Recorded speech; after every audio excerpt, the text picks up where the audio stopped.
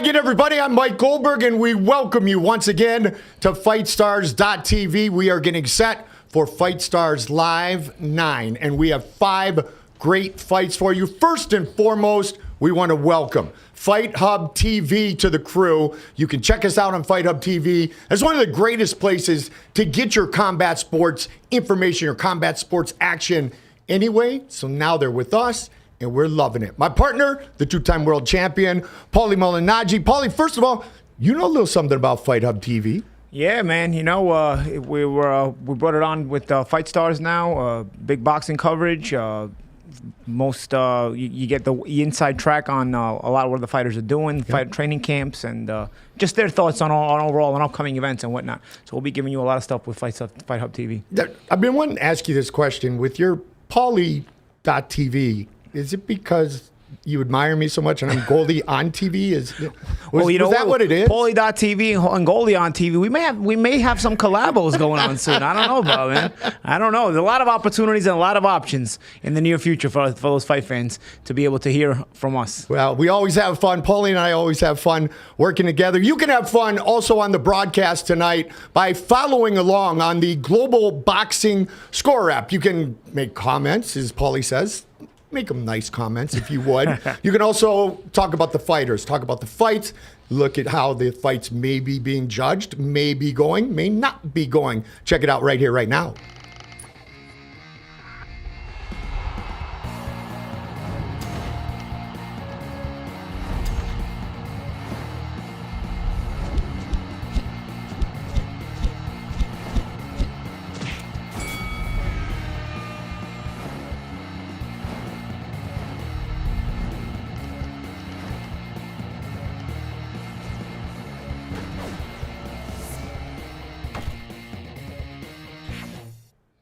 So we've got Fight Hub TV. We've got the Global Boxing Scorer app. We have Paulie.tv if you like to check all that stuff out. I'm just simply me. But we do have 5 great fights. And we have a couple of guys on the card tonight, Paulie, who are taking these fights on very short notice. I mean, very short notice. They all would comment, though, I have been training. What is their mindset going in? Well, a lot of times, you're in a position, especially early in your career, or if you don't have a big promoter following your career or matching your career, where, you've got to stay in the gym. And if this is really your living and this is the way you plan on making a living and getting to impact money and big time money, you're going to have to do it the hard way if you're not signed to a big promoter. So sometimes you get those last minute calls and you've got to be in the gym and you've got to be able to make the weight at short notice. You've got to be able to be sharp on short notice. So you've got to be in the gym. And, everybody that takes a fight on short notice says they've been in the gym. Sometimes you find out they really haven't been. Right, they just took it for the money. But, of course, once in a while, you get those guys that step in and they pull some upsets. So, those guys were training. And we had that right here on Fight Stars a couple of shows ago when the Southpaw came in and took on the undefeated fighter. He was a last-minute replacement. He stole the show, didn't he? He sure did, man.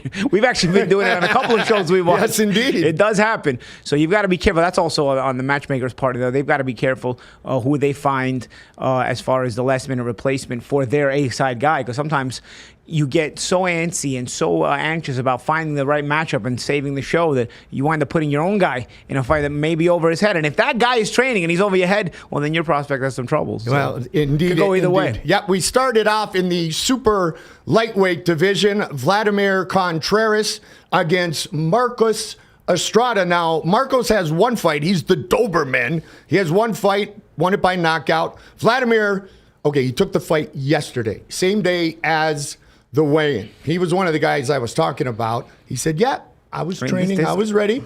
This guy's a special breed because this guy's making his pro debut. I know. As a last-minute replacement. Yeah, at 18 years old. I start to wonder, did he just get his license on a whim?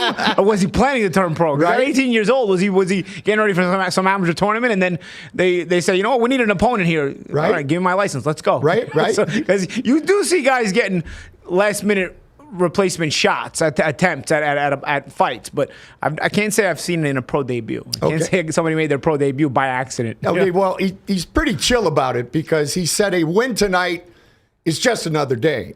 Okay, he's 18 years old. He's trying to be that cool dude, but I don't think it's just going to be another day if he gets a win tonight. Yeah, and you know what? His opponent has only one fight himself, Estrada, but he's got a knockout in his pro debut, so he got the old feet wet, you know. Yep. Macias still has to get them wet tonight, so we'll see how this matchup goes. He began boxing at age 7. Did Vladimir Contreras.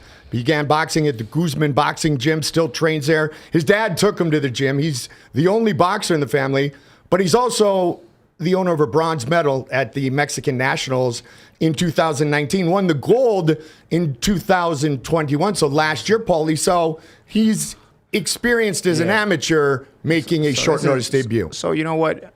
This is probably a guy that's done his homework a little bit. You know, if he's been doing it since he's 7 years old. As a matter of fact, he got so good that he changed his last name. I know. They said, you know what? You're worthy of Contreras. So they made him a Contreras from a Macias. And I think they did that just a couple of minutes ago. I think they just let us know, he's going to go with this. You're going to go with the Usually it's the nickname they change. But you're going with the whole image flow. Let's go. Random pro debut, random name change. Let's go. Vladimir Contreras, it makes sense. It flies off your tongue. Yes, it does. Yes, it does. Then you have, on the other side, you have the Doberman. He was told about the fight 4 days ago, but he also said he's always training. So the 21-year-old against the 18-year-old both found out about this big opportunity this week. Yeah, that's interesting. What the initial fight just completely fall through, and they just found two random guys? The other Vladimir just left town, and so these two are ready to go. But like you said, Estrada gets another opportunity. He won his pro debut by knockout. So Doberman looking to move to 2-0. He'd love another finish. And Vladimir Contreras is just excited to be able to fight as the fighters making their way to the ring as we get started here. Fight Stars Live 9.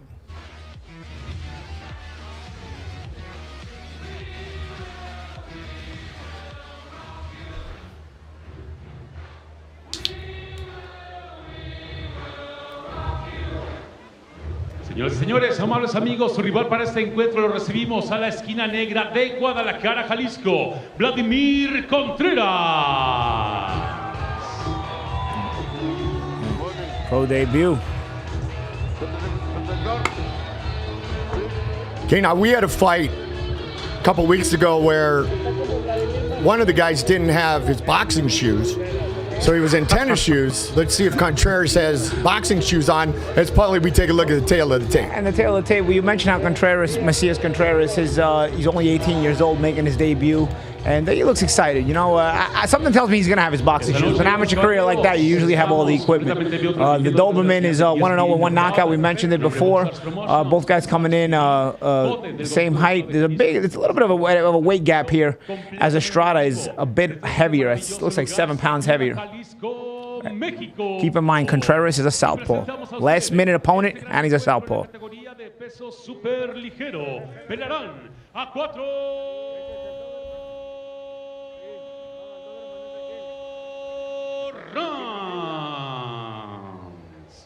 En la esquina gris, con un récord de una pelea ganada por la vía del knockout, de León, Guanajuato, Marcos Doberman Estrada.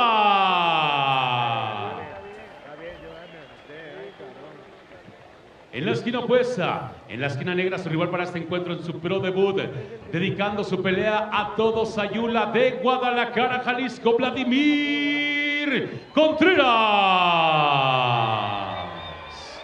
Referente este encuentro el señor Rodrigo Flores. Estamos en vivo a través de ESPN Knockout.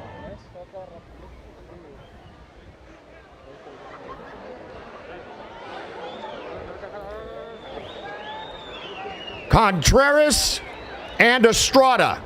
Fight scheduled for 4 rounds in the super lightweight division. Con ser clic, separarse sin tirar golpe, para no bajar el punto, ¿sí? No pegarse abajo, ni cinturón, ni cabezazo, ¿sí? Estrecho los guantes que quedan mejor. ¿Entienden, señores? ¿Listo, juez? ¿Listo, juez? ¿Listo, juez? Getting things started here, Fight Stars Live, and we welcome all of you joining us on Fight Hub TV. Here we go. Paulie talked about Contreras, the southpaw, in the black and gold trunks, and then Estrada has the red trunks. Yeah. And Contreras coming out a little bit more aggressively. And you get your pro debut jitters. But again, you mentioned, Goldie, how he's got that amateur experience. He came out with aggressive, and now he's kind of starting to set traps on the back foot. Attempted a little check right hook there. He missed it. But nonetheless, yeah, both guys, at this young age, both guys early in their careers, I think both guys are going to probably go for it. We've already seen Estrada throw a couple of right hands, and you see him there. He's a little bit more wild, though. Yep. The Doberman, it's a little bit out of pocket at times. He's fallen in a couple of times now. And I guess they're more black and silver. But then again, we just met Vladimir, now Contreras, yesterday. So we just found out what shorts he was going to wear as they tangle up early here in round number 1. Estrada's landed a couple of those shots now. And he's actually so awkward and so rugged that he's actually making it a little difficult for Estrada. I think Estrada wants to be able to box cleanly and smoothly, sort of like he probably did in the amateurs. But now you can see he's getting a little bit tight because Contreras wants to be able to box smoothly and tightly. But you can see he's getting a little bit tight overall because it seems like Estrada's awkwardness has affected him. Good counter there by the southpaw. 20 amateur fights for Estrada, 18-2 record. Both young men. Besides boxing, Estrada works at the neighborhood grocery store. Humble beginnings as both these men on Fight Stars Live. And yeah, once you start getting in the boxing ring, I don't care what age you are, you're a man. Oh, yeah. And they're looking to make a statement early, right, Paulie? Yeah, make a man out of you quick. Both of these guys young. Very young. There's an awkwardness to Estrada, though. It seems like, and you see, Contreras is trying to find the timing on him, trying to set traps, but Estrada doesn't fall for the traps the same way an orthodox style of fighter would. He's a right-handed fighter, so he's orthodox. What I'm saying is he's very awkward. He's not biting on certain traps the way a normal fighter would, and Contreras, in my opinion, has to stop trying to set the traps and just go for it because he's not going to get the reaction he wants against an awkward guy like this. Yeah, Estrada's punches come from all kinds of different places, none of which you would think they would come from. And they come out of nowhere. He just starts falling in and throwing crazy shots. Oh, good combination there with a hook to the body from the southpaw stance and the right hand to the head by Contreras. I thought that was his best moment in the round, actually. They were landed sharply.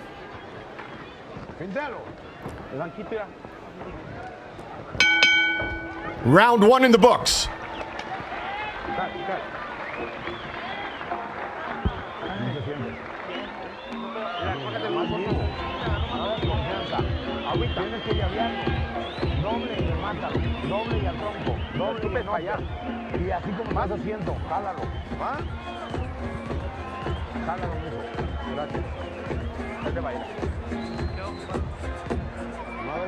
Respira, recupérate.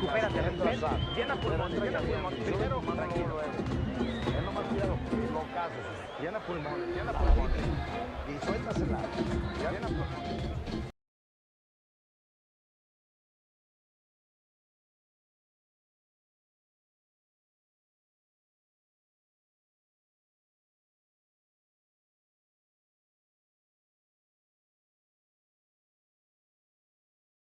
Con combinaciones, viejo. Round 2. Vladimir Contreras in the black and silver trunks.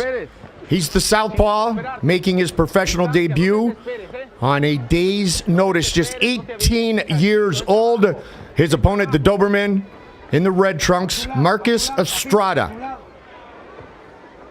His lone victory was a second-round finish. Almost a clash of heads there. They got to be careful. That's that southpaw orthodox. We always talk about it, right, Paulie? Yep, exactly, man. Don't forget to get involved on the Global Boxing Scorer app. And the Fight Hub TV as well. Yeah. We appreciate your comments. Let us know what you think of these fights, and let us know, give us a couple of comments and make things interesting for us. Be interactive. It's one of the fun things about being able to call these fights, these prospects, and some established fighters going at it in Mexico. You and I here in the States, Paulie, providing the commentary. And it's interesting to get the fans' perspective on young fighters like that. looking to punish the body Contreras. Yep. And you see Yeah. Estrada telling him, my chin is too good for that. But he's got to get off. He got to get himself off the ropes there, off the corner. I don't know what happened. Maybe he lost his mouthpiece.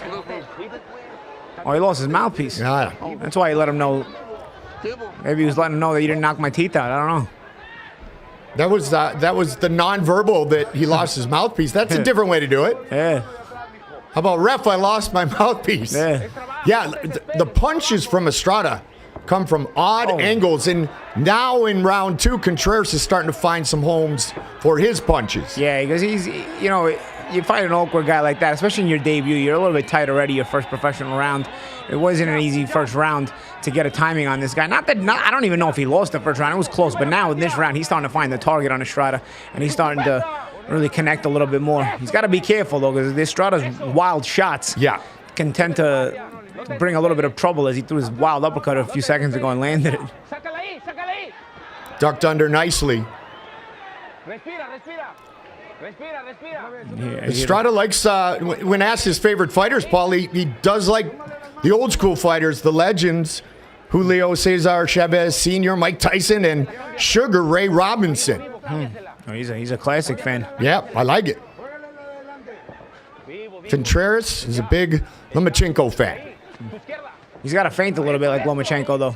Yeah, he's right on cue, right? I feel like he's got a good stance. He's trying to. You can see he's trying to open things up, but he's having a trouble getting the reaction he wants out of Estrada due to the awkwardness.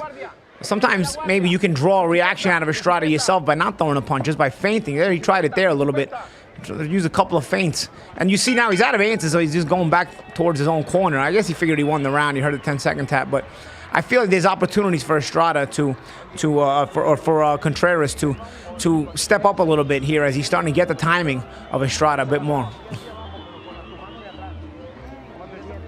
On the Global Boxing Scorer app, 67% of our fans have Estrada up in the fight. Round 2 in the books. This is scheduled for 4 rounds.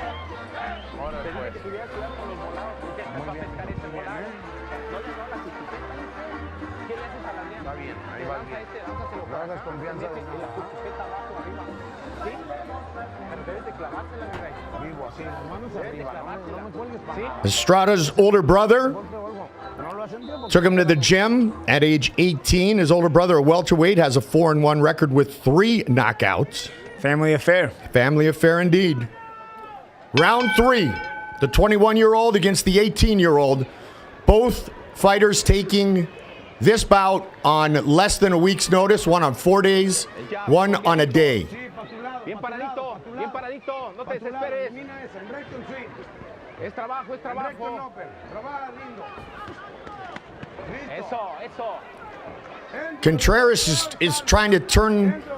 He describes his style, Paulie, as perfect. So he's trying to have that perfect technique and that, Yeah, but you know and everything. But against a guy like this, it's tough to do that, right? Yeah, and he seems like he's trying almost. He's almost trying too hard to be perfect, and you almost like he's trying too hard to look precise. He's got to let his hands go a little bit more, or he's got to just make more of an effort because he's got Estrada sometimes pulling back. He's got Estrada put him over committing on certain moments of defense or reaching like that, and he's just you're not going to get your classic reaction from Estrada. You're going to get awkward reactions, so you've got to just keep it simple, but at the same time work. Now he's trying to work there, but he's forcing it.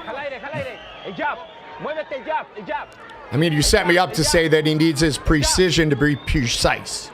Yeah. And we lost the feet a little bit. Lost the feet a little bit from this fight in the 3rd round. But yeah, it's interesting because the balance of Estrada that we've seen so far, Paulie, is not precise. No, and I feel like at times he's that's probably what makes him most effective. He's only got 20 amateur fights, so he's a guy that probably didn't get to perfect his craft or hone his craft as much as he would have liked to, or as much as we like to see. But he can make that work for him. And in this fight, he's given Contreras some trouble with that awkwardness. But what happens with these guys with a lack of experience is they can't put the whole packaged together. So they may give you some trouble in spots, but if you're of a certain level, they won't be able to actually complete the whole troubling you phase, and eventually you'll start to get the timing of them. And that's what we're waiting for Contreras to do. He had a better second round, and he's starting to, get that timing down more and more here. He's always looking for the uppercut, he told us. The balance of Estrada that we've seen so far.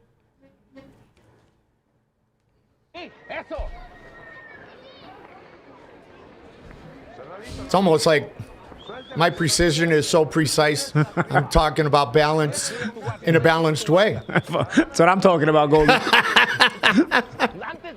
Hey, I had gold trunks. I got a lot of balance talking about this. Good body shots a second ago from Contreras.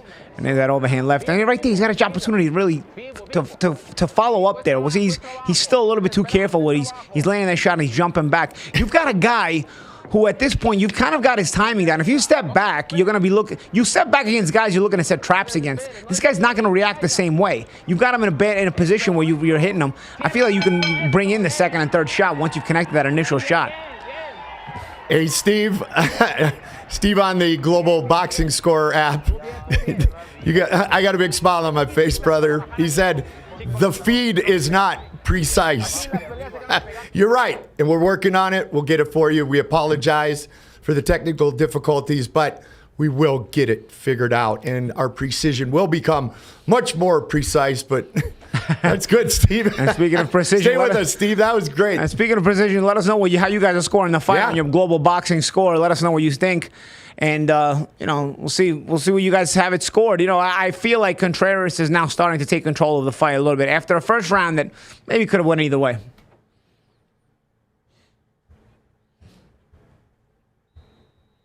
That last round looked more traditional from Estrada. He did have better balance. He did look more upright. That said, he didn't do any damage. That's the thing. I don't think he's got the skills to stay with Contreras. And you see now he's just going for it. He's just trying to come forward and going for it. And here I think he realizes he's behind and he's going to try to push forward for it. I don't think a conventional method is going to work for him in this fight. And his best method is to be awkward, but now he's got to be aggressive because he may be down at least 2-1, if not 3-0.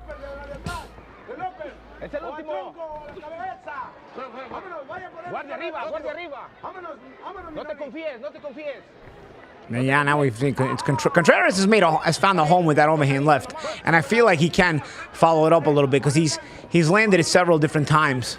And it's because it's to the point where if he's at the right distance, he's going to be able to land it and probably come back with a follow-up instead of shooting it at one shot at a time. There he followed it up a little bit. He didn't land, but again, you like to see that he's catching on. He describes himself as a hunter, aggressive boxer. And you can see he tries to come from different angles. He tries to be unorthodox, unpredictable, but he's not having a lot of success doing any damage to his opponent here. And this is the fourth and final round. And again with that sideways left hand, almost. He throws that left hand from the southpaw stance. I think he's realizing because of Estrada's awkwardness, he can land that loopy left hand instead of the straight left hand on Estrada because Estrada tends to dip in a little bit exaggerated way. And there Estrada should have came with a straight right. He's not even capable of throwing a straight right. He's trying to loop it too, but he's not finding the distance for it.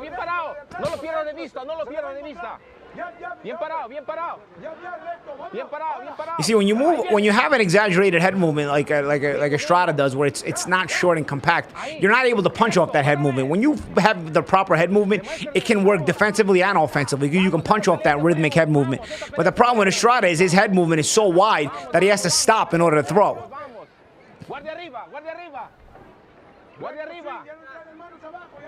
And a higher level opponent would time that awkward head movement, especially when he rolls low and finish the fight with a nasty uppercut. Yeah. It makes him harder to time, but at a certain point, once you start seeing it over and over again, you start to hone in on what he's doing, and I feel like Contreras has done it a little bit. I mean, listen, he's got the pro debut jitter, so I don't think he's going to be able to take advantage of everything, but he's gotten a little better every single round.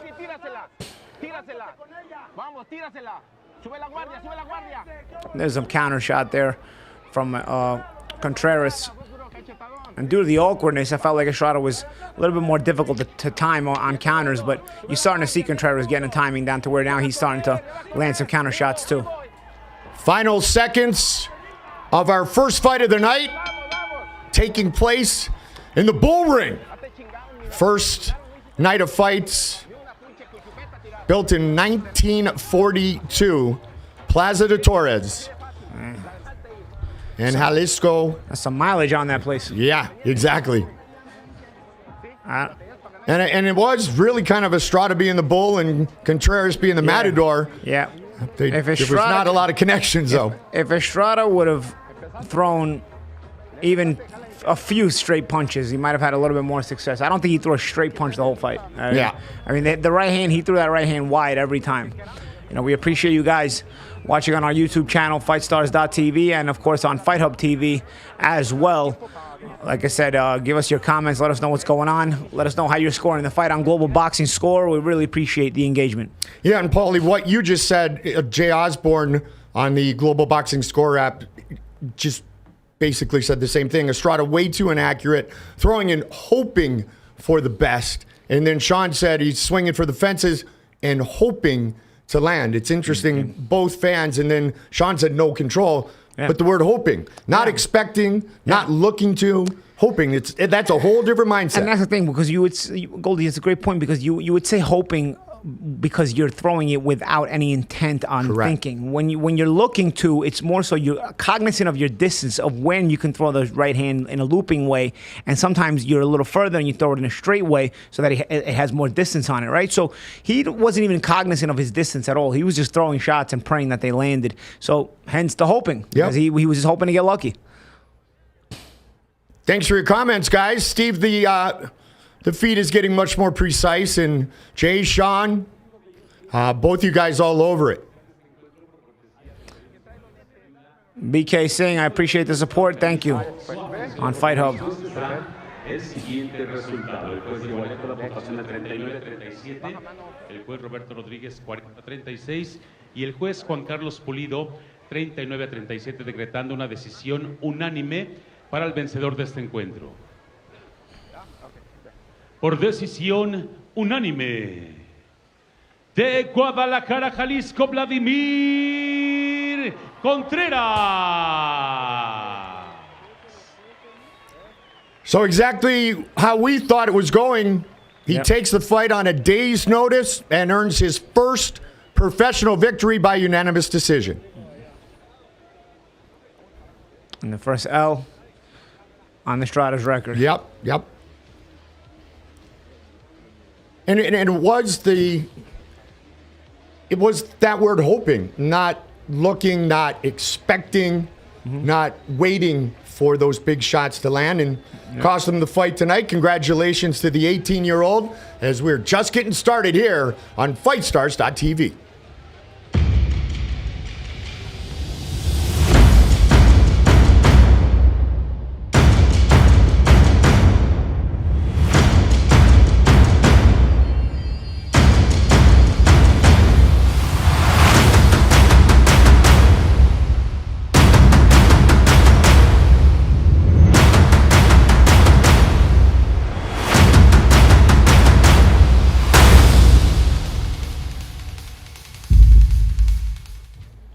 Lots of stuff going on, always very busy, always very exciting to be here on FightStars.tv. Fight Stars Live, some youngsters getting us started. Today we will have the veterans. That is our first of 5 fights coming your way in the bull ring, which I think is kind of a cool situation as well. The 18-year-old came in, and he didn't really have to do a lot, Paulie, because his opponent did less. Yeah. You know, he didn't really wow us with anything. You know, we talked about Vladimir Contreras' amateur experience and amateur record and amateur accomplishments, and you know, you expect to see some things, but of course you can always get a little bit of a pass in your pro debut. He also had a weird opponent in Estrada, and to take on an awkward opponent on a last minute notice.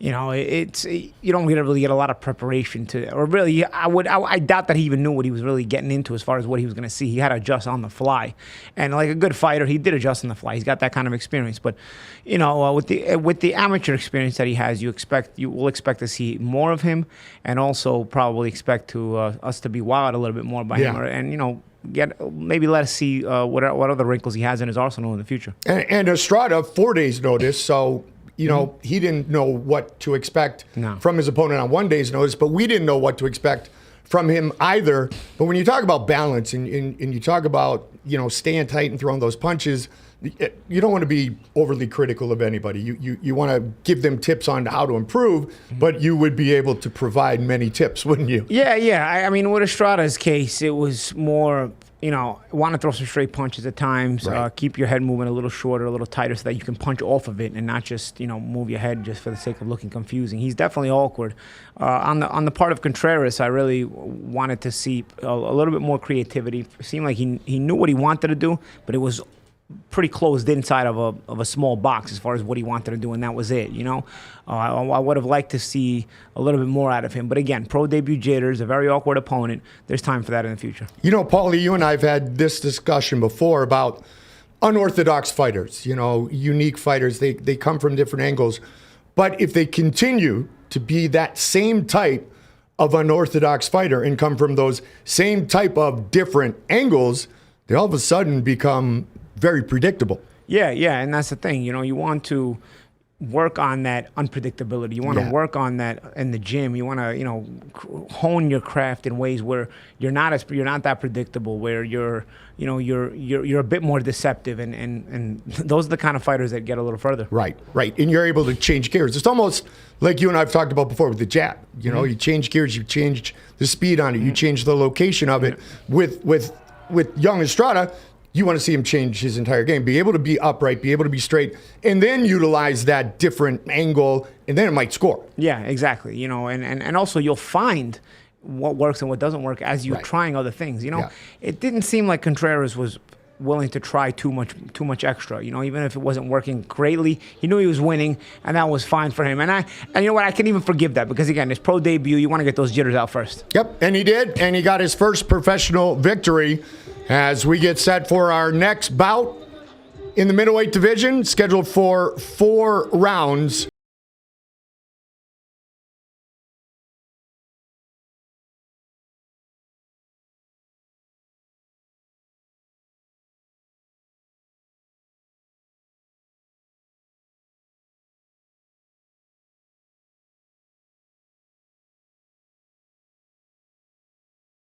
Caballeros, amigos, esta noche estamos transmitiendo a través de la señal de ESPN Knockout, de Boxers Promotions, Fight Star TV.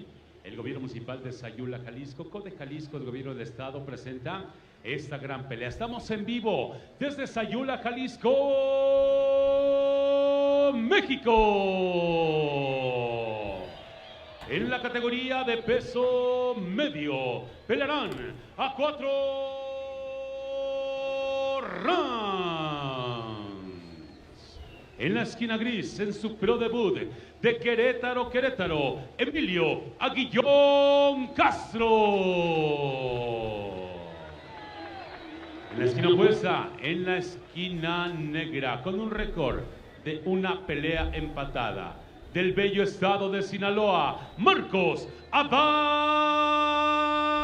Martínez. Referee de este encuentro, tercer hombre a la superficie, el señor Rodrigo Flores. Esto es ESPN Knockout, en vivo desde Sayula, Jalisco, México.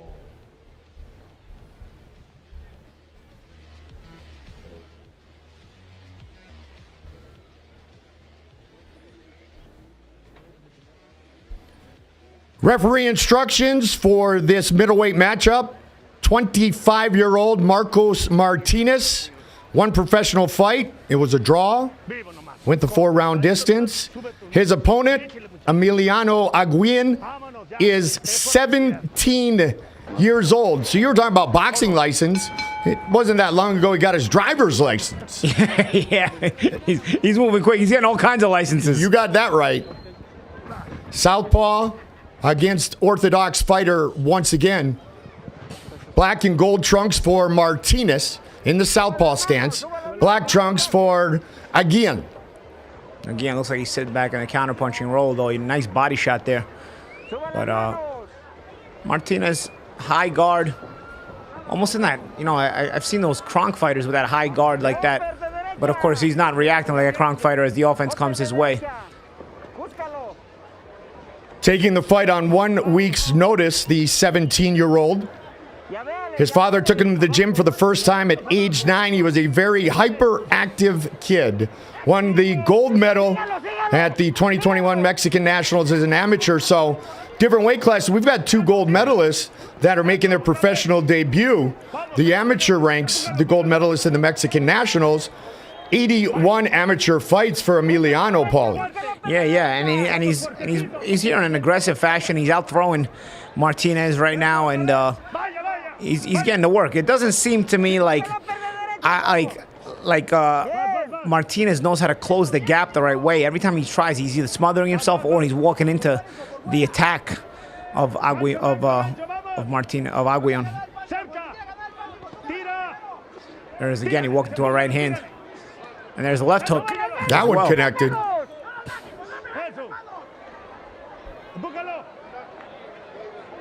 Yeah, Martinez is having trouble closing that gap. Look, he's trying to walk in without using a jab. There's a good left hand, and that's because Aguillan let him in. But otherwise, he's trying to close the gap, then punch. You're supposed to close the gap as you're punching. Let's see it again. He's got a chance here again. I guarantee you Aguillan's going to get off first. I know he doesn't, though, but and when Aguillan should have got off first because they allowed Martinez to connect on that right hook. Martinez trained a month for this 4-round middleweight fight.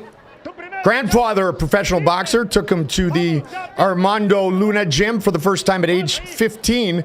Now trains at the Ortiz gym in Mexico City. He's been there since November of 2021. So they got to watch those couple of months. They got to watch those clashes of heads there as Aguillan came in with a right hand, straight right hand, and then a right uppercut, and then they kind of clashed heads. Martinez in the black and gold, trying to change levels. I mean, these guys are just going at it. There's some wide shots. They're going to throw down here.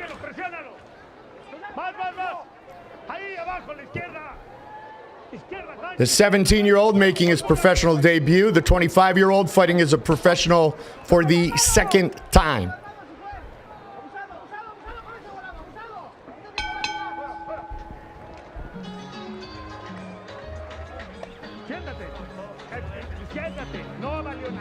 El hecho de que estés cubriendo, escúchame, el hecho de que te estés cubriendo no quiere decir que no tires golpes. Tírale combinaciones. Cada vez que lo tiras, lo desacomodas. Pepe Epstein, I appreciate the support on Fight Hub TV. Cae encima a golpes, con combinaciones. Izquierda, derecha, open. La izquierda abajo, fuerte. Gancho izquierda, con eso lo vas a seguir. ¿Me estás oyendo? No te vayas encima, hágalo. Pero hágalo y presiónalo. Una vez que le golpeas el protector. Una vez que lo golpeas, presiónalo. Fight number 2 of the night, 2 of 5. And Emiliano. Yeah. Most of the people scoring on the Global Boxing Scorer app gave round 1 to young Emiliano. Yeah, he was a busier fighter. You see scuffs all over the face of Marcos Martinez already. And Sean said that, the ref needs to step in sooner. Let's find out to see if that turns out to be true. He says a KO is on the way, and Paulie, you did talk about both of these kids throwing, both these men are throwing. Yeah, there's definitely a lot to work on in the gym for these guys. I mean, they're not exactly the savviest or the most compact punching guys. Even Aguillan with that random uppercut from as he's walking backwards. You don't throw uppercuts in a check hook fashion, right? You throw the hook in a check fashion. You don't throw the uppercut as you're stepping back. But he didn't pay for it there. And he likes that uppercut though. Now he's throwing it a little bit. You know what? I mean, he can telephone it in and let Martinez know it's coming. And Martinez still won't get out of the way of it. Absolutely. He said it's his favorite punch. He says it's when he lands the easiest and the hardest. And it's Martinez's favorite punch too, to eat. Because Because you can't telegraph it any more than Aguillon's telegraphing it, and they still landed every single one of them. Right?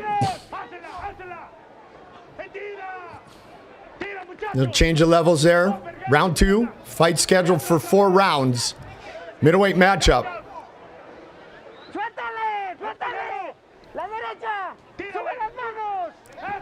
Wide with that hook early. Look to continue up the middle with the uppercut and just missed there. This is when you know you have a young man making his professional debut. Emiliano Aguillon said, besides boxing, he dedicates his time to finishing high school. All right. I'll tell you what, bro. I mean, Goldie, I'm not the biggest fan of rushing to turn pro. He could have probably focused more on high school and focused more on his amateur boxing career. I know in Mexico they turn pro. Sure. They turn pro early, but this kid's got a lot to work on. I mean, his opponent is worse than him, but there's a lot to work on for these two. Regardless, right here he should be jabbing. He should. I don't know what he's looking for. You see, he winds up in a throwing wide, getting hit with that hook there. Decision making not on par. And much to your point, you know, you see the youngster does have the better strategy in Sean's opinion. And Clive said not a bad round for a 17-year-old making his debut. With Emiliano Aguillon taking this fight on 1 week's notice, Paulie, in the big picture, maybe he wasn't planning on turning pro at this point, but this opportunity dropped in the lap of the team, and they said, let's take it. Why not? Yeah, it's possible. I mean, he's probably winning the fight. I mean, Martinez is, you know, even less of a level than him. But to the comment that you mentioned that said for a 17-year-old he's not having a bad round, I don't really consider the age a factor because there's 17-year-olds that'll wow you, you know. And speaking of Emiliano, people can see Emiliano Vargas, the son of Fernando Vargas, 17 years old. He's going to turn pro in a few months, and that 17-year-old will wow you for real. You don't even look at his age, you know. He's that good.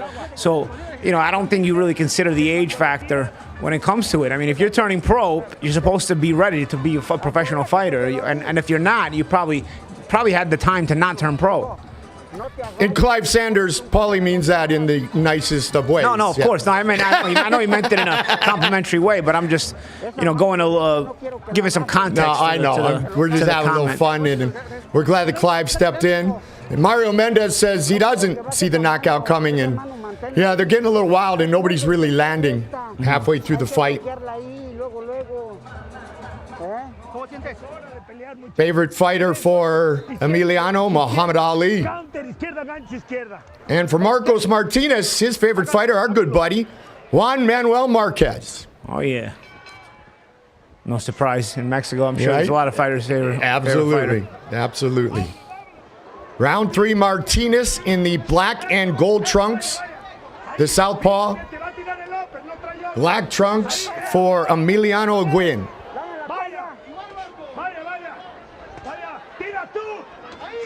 I mean, he just throws that uppercut everywhere. He's got to be careful. I mean, this guy's not going to make him pay for it tonight because this guy's brutal.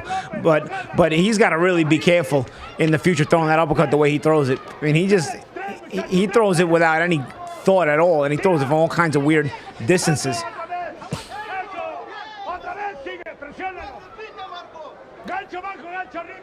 Sean's talking about needs to use the jab. Paulie's always priority number 1 is utilizing the jab to set up the rest of your game. Mario Mendez is starting him young, but a few more rounds in the amateurs would have been beneficial. I think we're both thinking on a week's notice that might have been the original plan. Yeah. Martinez starting to be a little bit more defensive. And Yet the punches are leaking through. It looks to me like Aguillon's getting a little bit tired, too. He's initiating more and more clinches. Here it goes again. He's trying to throw and then smother a little bit. While in the first round, he was just trying to throw as much as he could. Appreciate everybody and their comments on the Global Boxing Scorer app. Yeah, let us know how you guys are scoring the fight on the Global Boxing Scorer app. 67% right now, Paulie, have it for the 17-year-old. Yeah. Yeah, I'd be inclined to agree as well.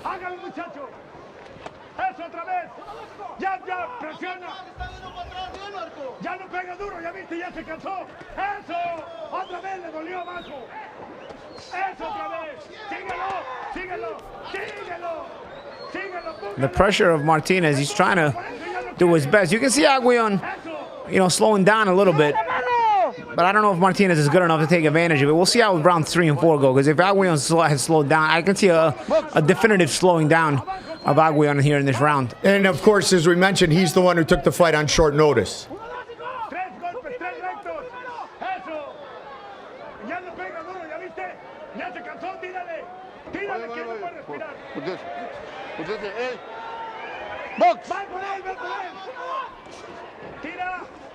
I mean, every combination Aguillon throws involves an uppercut. You notice that? Yes. Everything. Yes. If he's throwing more than 1 or 2 punches, odds are there's an uppercut in the mix. There it is. Swing and a miss. And again.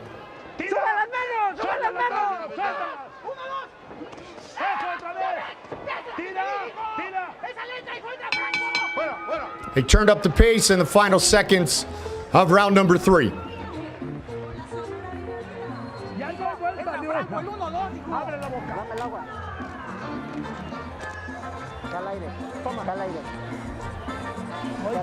No hay vuelta de hoja.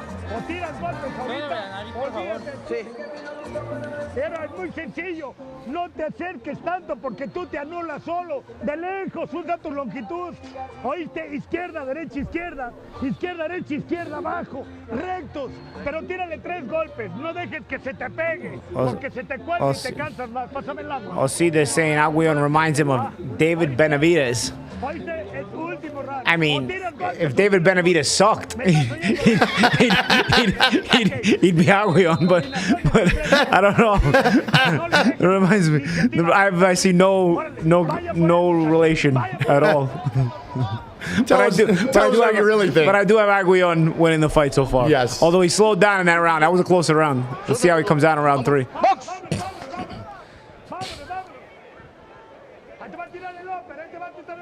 Start of round 4. This one scheduled for 4 rounds.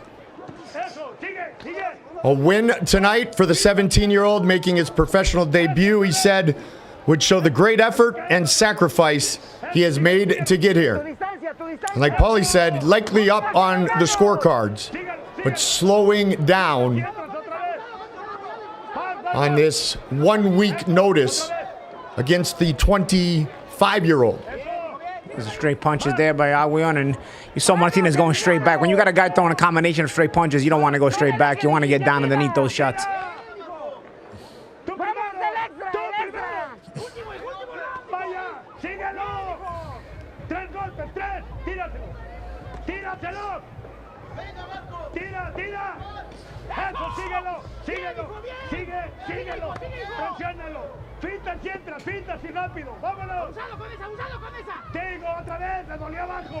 Alex Patino, don't worry, nobody's kicking me out over here. The Fight Stars family loves Paulie Malignaggi.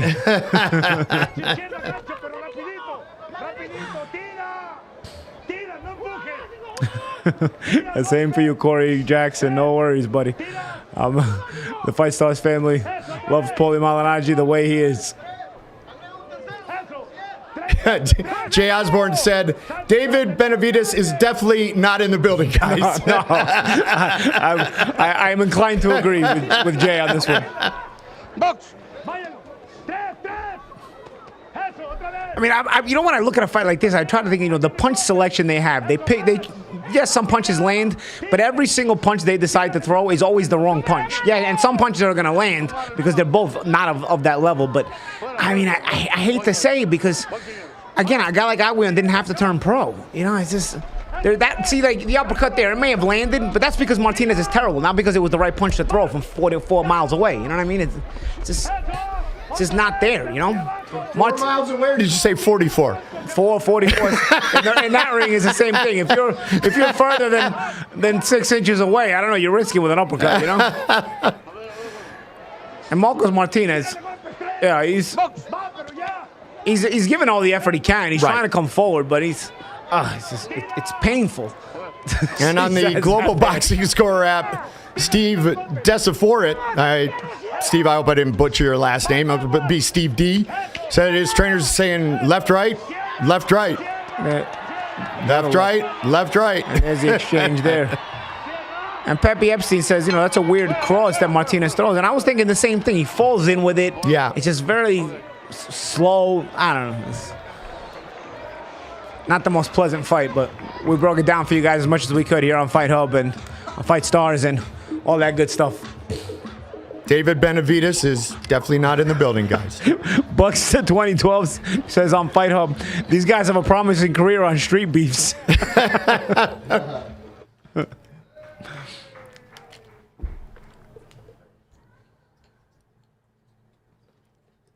Good to get the interaction from the fans. Welcome you back into the studio as we await the decision. Already we have had one youngster make his professional debut and get his arm raised in victory, 19 years old. Now we're waiting to see if the 17-year-old will be able to do so. And so great being here with you guys on Fight Hub TV. And I mean, the partnership with FightStars.tv and the work that you're doing, Paulie.tv, it's all coming together. And what we're trying to do is bring you boxing from all different angles. No pun intended, but it was a good way to say it. Yeah. We kind of have overlapping content. We have Fight Hub, we have Fight Stars, the Boxing Voice involved here, all on the same team.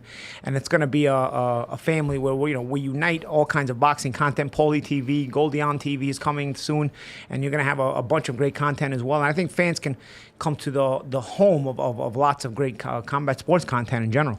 Okay, yesterday was another unique day here at the studio, and you were punching someone in the stomach, and that was because he asked you to.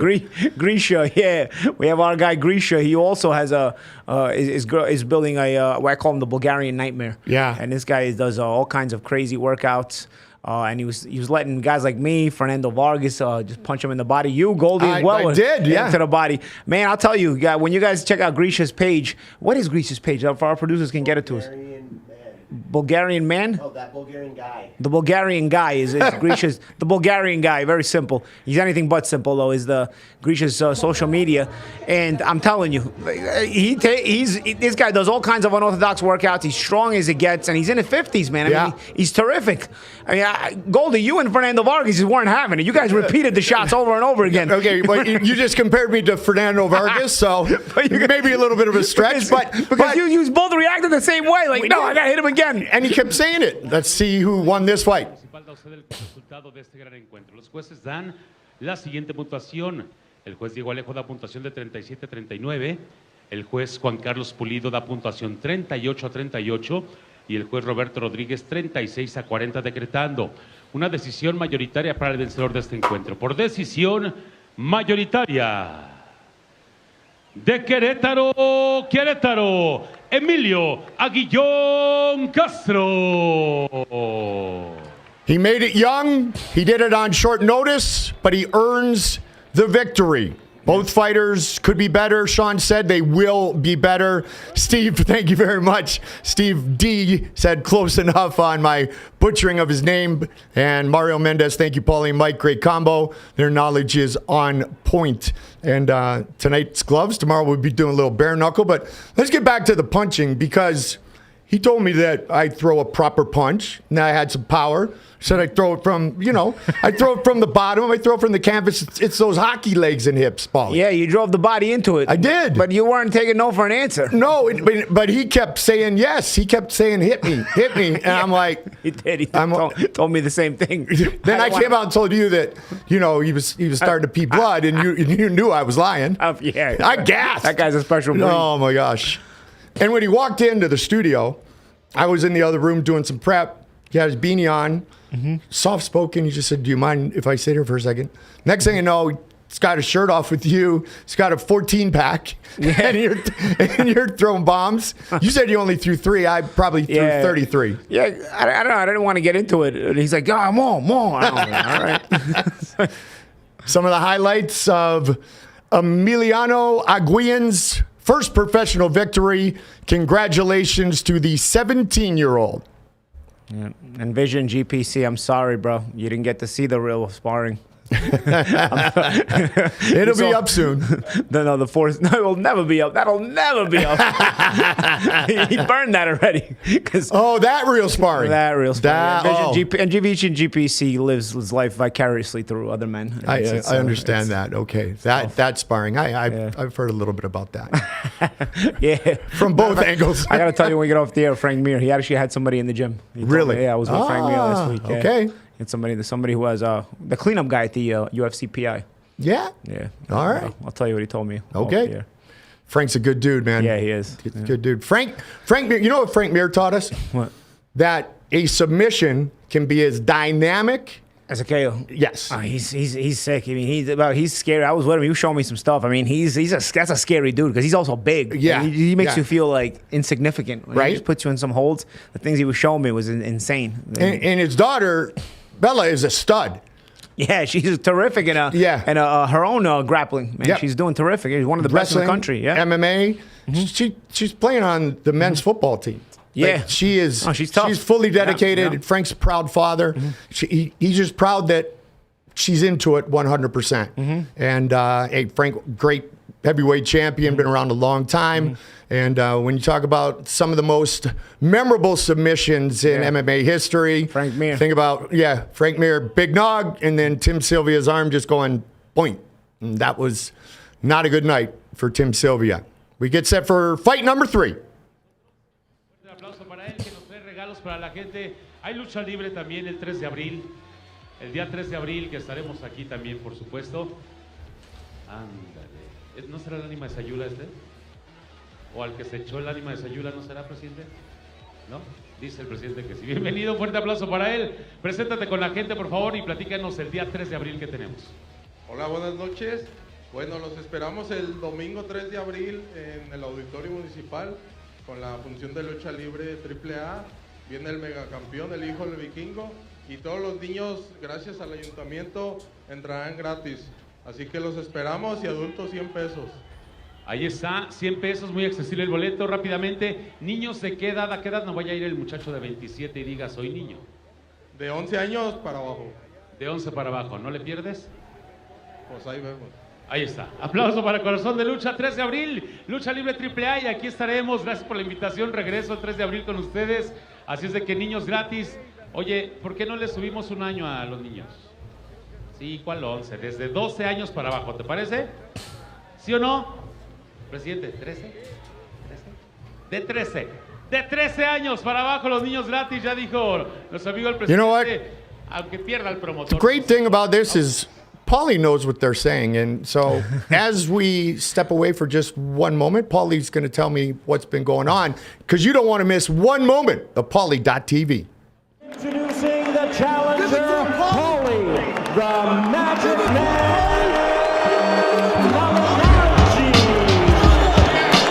There's always a complaint about boxing. There's too many belts. Oh, all these belts. And usually, like a step back hook is not that hard. But this guy, man, he got the heaviest hands, so it's like bang, bang. And the rest of this thing broke. Why am I number 4 on the all-time welterweight list on the Mount Rushmore list? Just because, bro. This is my page. I can rate him how I want him. That's it.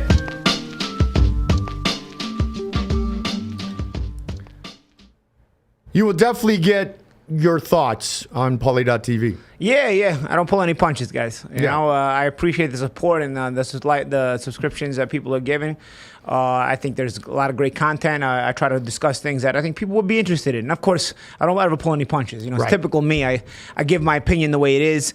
I give the pure, unadulterated truth, and that's whether people like it or not. And sometimes people don't like the truth. Well, you know, sometimes you got to hear the truth, and that's part of it. I've known you for just a short period of time. We've obviously built a great relationship already, but knowing your past, as a fighter, as a commentator, and everything that you've done at a very high level, Paulie, it seems to me, though, right now that you're enjoying the combination of everything you're doing more than ever. Yeah. I mean, it's I've kind of evolved as a person, as an adult. You know, I've gone through my fight career, and it's been a lot of fun. You know, was a nice experience to go through that whole boxing career and be able to compete at a world class level and have some key wins, and just in general, just be able to compete in those big arenas and whatnot. So, and now to be able to share the experiences, to be able to share my takes with fans, and to see how excited they get about hearing my takes. Right. I'll never be that that corporate talking head that you kind of know what he's going to say because he's got to play within a certain boundary, and so I think that's why fans gravitate to me. They know they're going to get the way I truly feel about something, and of course that truth. Yep. Finding that platform to do it on is the key, and we have definitely provided that on Paulie.tv, FightStars.tv, Fight Hub with us tonight. You're going to find us everywhere. It's going to be like old school. You change the channel, we're going to be on every channel. A la esquina negra de la Ciudad de México, YOALI Mosqueda.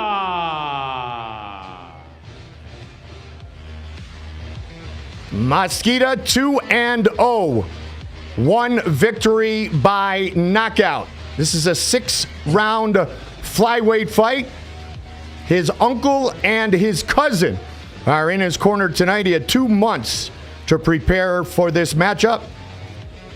His professional debut was scheduled for 6 rounds. Second fight was a 4-rounder. Now he is back, scheduled for 6. Mosqueda with an undefeated record and a bit of a height advantage here as we both fighters being right-handed. We'll see how this plays out. But LORANCA coming in on a bit of a losing streak, so he's got to turn it around here. En la categoría de peso mosca, pelearán a 6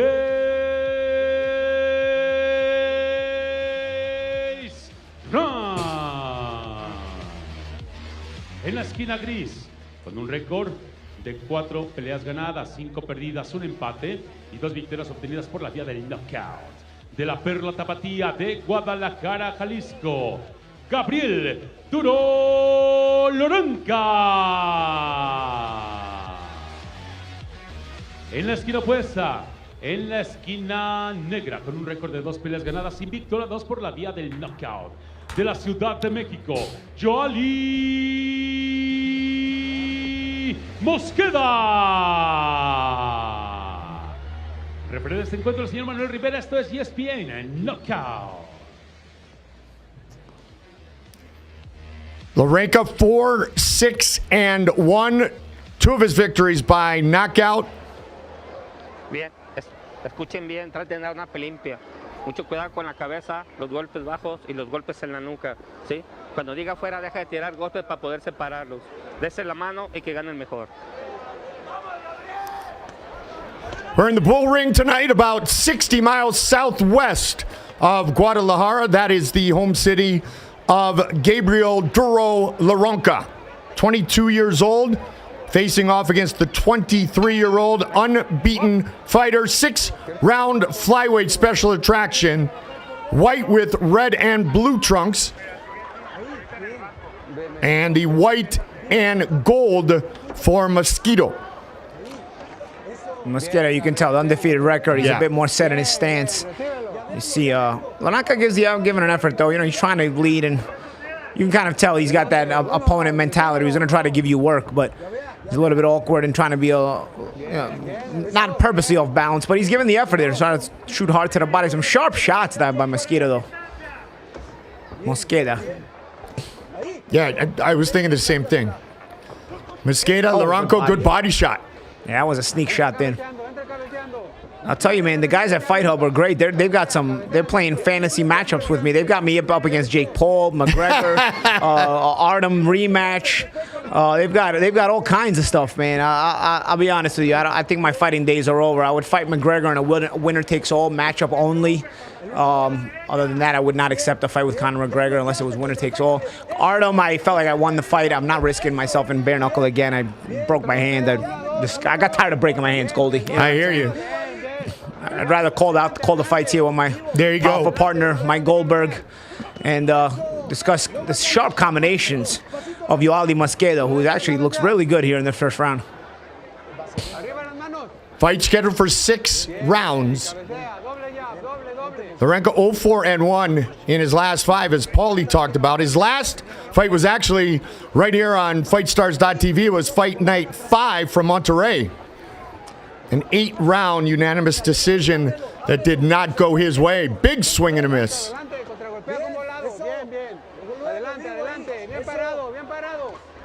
Mosqueda really looking for a home with that overhand right. Nice combination there. Finish with the uppercut as well. Sharp balance. Then Mosqueda, the best fighter we've seen so far on this card. Yep. I mean, it's actually refreshing to see a kid with this kind of talent on this card tonight after the first two fights we watched. Sayula, where we are tonight, is known for its caramel, or caramel, or I guess in Spanish, how would you say that, Paulie? Caramel? Yeah. I'll tell you what, though, I was reading that high-tech skills is trying to get me killed. He got me against Vitor Belfort. Oh, the phenom. Come on, bro. Yeah. Come on, Vitor, my guy, though. You yeah. know, actually, he's got a chain of fitness gyms in South Florida. I've actually worked out there. The really smart businessman is Vitor Belfort. Love Vitor Belfort, one of my all-time favorites. Mario Daniel has me against Vladimir Putin. Now the matchups are getting risque. Woo! And these guys at Boxing Hub, they got me making a comeback. Good round there for YOALI Mosqueda. All right, somebody else wants Paulie Broner too. Just the press conference. Just the press conference. I tell you what, the press conferences for me and Broner and the press conferences for me and McGregor will probably be better than the fights at this point. You know? I'll be honest with you.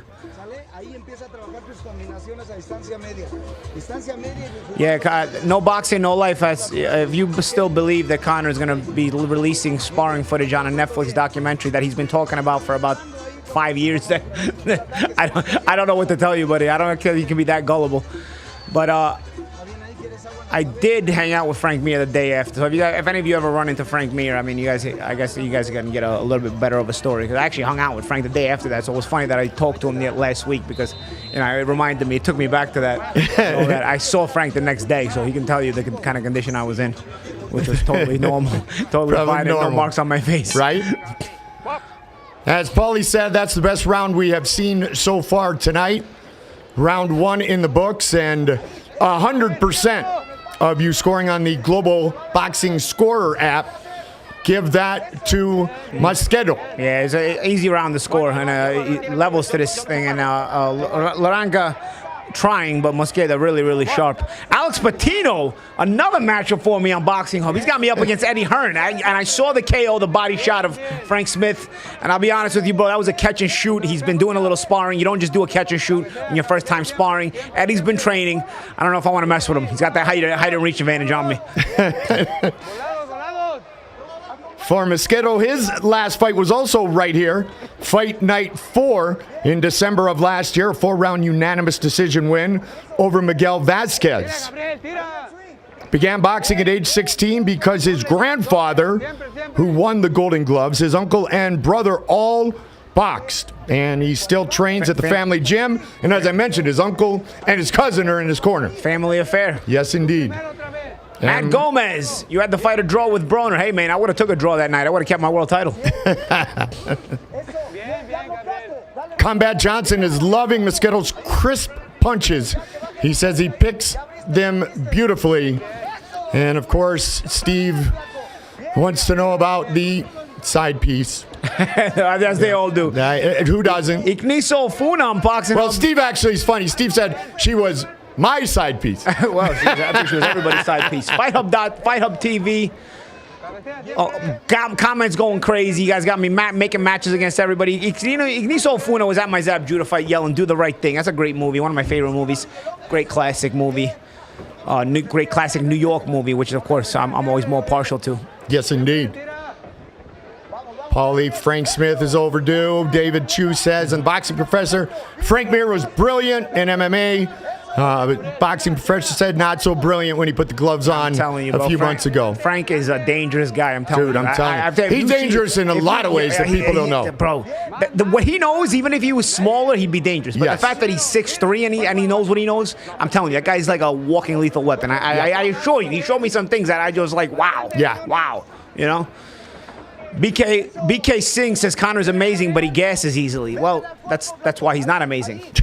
that's exactly why he's not amazing. Oh, nice loading up triple left. Uppercut, yeah. I'll tell you what, LORANCA kind of versed in knowing how to go to distance. He's not getting too aggressive. He's kind of playing his role here. He knows Mosqueda is levels above him. And if Mosqueda wants to get him out of there, he's probably going to have to figure something else out. But LORANCA seems like he's versed in knowing how to be the opponent and getting the rounds in. So Mosqueda seems to be enjoying the work, but the way it's looking, it's probably going to go to distance here, where Mosqueda will get the rounds and experience that a prospect needs.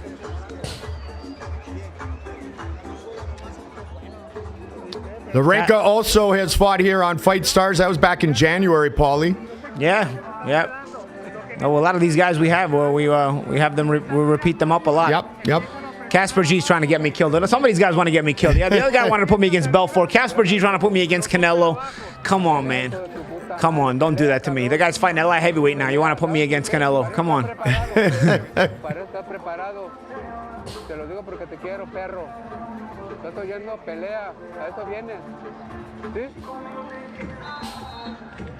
Some wrestling for that. Look at that triple uppercut. I love that. And you know what? I didn't realize the third shot was actually to the body. It was a double uppercut, and then the same hand, he went down with a hook to the body. Real sharp combination there. As was pointed out early, YOALI Mosqueda is very tight with his punches. Mm-hmm. He's very technical, and he looks good. He's just 23 years old, and you know what? When you're family business, you can tell he's been trained well. He's be brilliant at the basics, like we've talked about before. And that's the thing. When I was talking about punch selection as well earlier in the night, when I was questioning the punch selection that certain fighters were making, see, with Mosqueda, you love the punch selection. You see what he's doing, and you see the creative punch selection he's got. He steps back, he hooks, he knows what he can and can't throw at what distances. Alex Patino asking me why I don't go to DAZN. Because I'm at Fight Stars and they treat me great over here. I'm telling you, nobody's going to treat me as good as Fight Stars. We've got a whole package deal going here. Paulie TV, FightStars.tv. I'm telling you, these guys treat us well over here. Powerful partners. I like Mosqueda. Impressive. Now he's looking for a finish. Yeah. It is notable that 3 losses have come by knockout on the ledger of LORANCA. Obviously, Mosqueda unbeaten at 2-0. Yeah. Finished one of those fights, Paulie. Yeah, LORANCA, his output is really starting to diminish a little bit. One knock maybe from Mosqueda. He doesn't have the most punching power, it seems like, but again, he's got the boxing ability that can take him real far. Again, I mean, I can attest to how far boxing ability can take you, even if you don't have knockout power. Mosqueda has a lot of boxing ability. Doesn't seem like the strongest guy, but it doesn't seem like LORANCA is getting hurt by these shots, but he's definitely being forced to respect Mosqueda's ability. Nice hook there in between the overhand. Right. Yep. See, that was boxing fundamentals there. LORANCA throwing a shot too wide, and Mosqueda landed the hook inside of the overhand right. Which is what I was saying to you a moment ago. You can tell that he's well-trained, and not just well-trained in the last year or so, well-trained from the very start. Yeah. You can tell that this kid's got a pedigree. Looking for some distance. Turns the corner.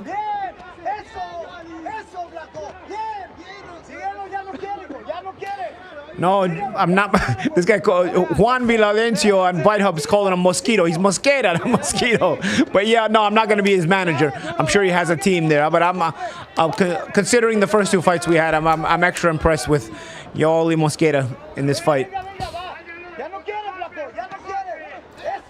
Body shot from LORANCA. Man, and he puts combinations together too. Yeah.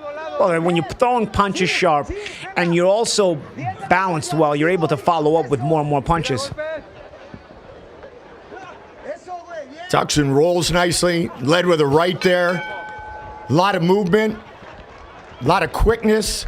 Great athleticism you can see from the 23-year-old Mosqueda. Yeah, absolutely. No boxing, no life is asking me if I insulted Connor's wife. I don't think I insulted Connor's wife, but I certainly would now. I think there's nothing off the table with Conor McGregor, as you saw what he did to Dustin Poirier after Poirier smashed him. He started to insult Dustin Poirier's wife, so there's no such thing as going too far with Conor McGregor. Mosqueda, another Juan Manuel Marquez fan. Also Finito Lopez. Loves to play soccer. Left winger when he is not boxing. 7-time national amateur champion. Earned a bronze medal at the Central American Games. And all of that is making sense as we watch him perform here on Fight Stars Live 9 tonight. Yeah, you can easily see the pedigree there.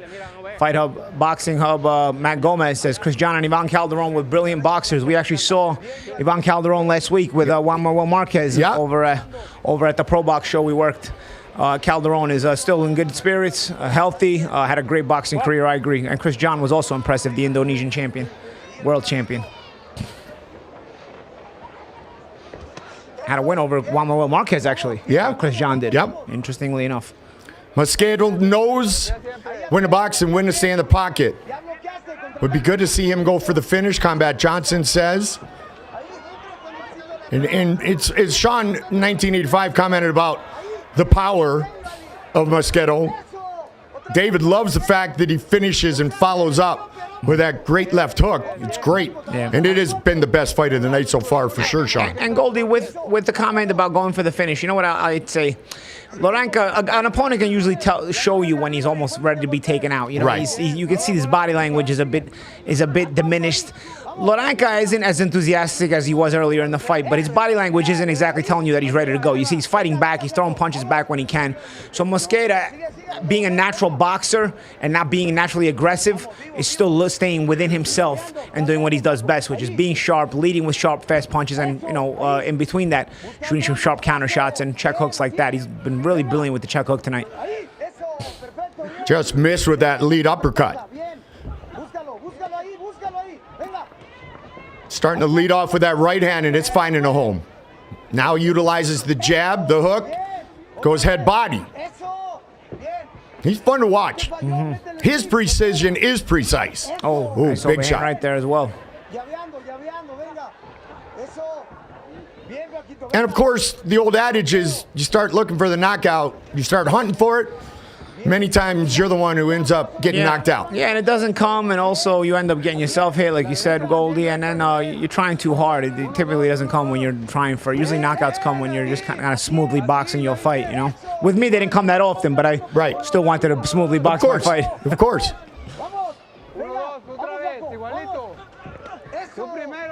Great combination. Well, see, the accumulation of damage like this is how he could finish the fight, especially the body. And as you mentioned, Loranca's starting to break. It's visible, clearly visible here. He's in full survival mode now. You know, it's just a matter of if this corner is going to keep letting him get beat up. It doesn't look like Mosqueda has the one-punch power to get him out, but he's beating him up consistently.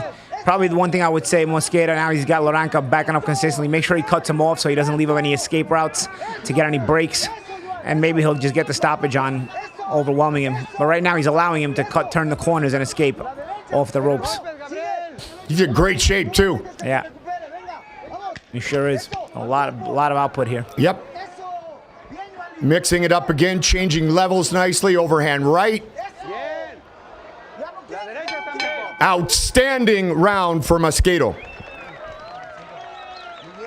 They pretty much have all been, but that is probably what is the beginning of the end for Gabriel Loranca.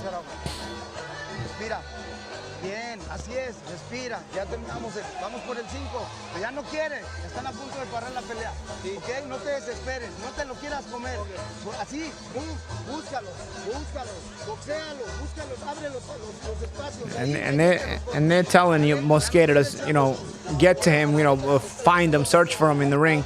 And but keep boxing him.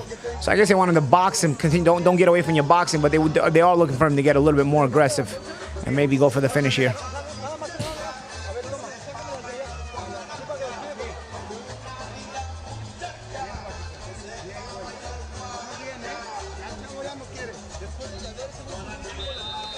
Dad Destroyer. Yeah, sometimes I miss boxing, but the training camp feeling I actually don't miss. It was a lot of hard work making weight in difficult times, but I do miss the arena and the fights. No boxing, no life on Boxing Hub. Conor's finished. Paulie and him would be 50-50 at a full training camp. No, absolutely not.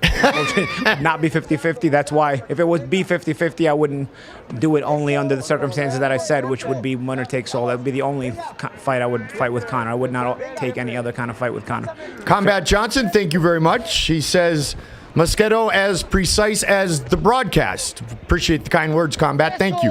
And King Malachi, 3-2-1 on Boxing Up. Goldberg and Malignaggi. That's right. You're seeing right. You're not hearing things. You're not seeing things.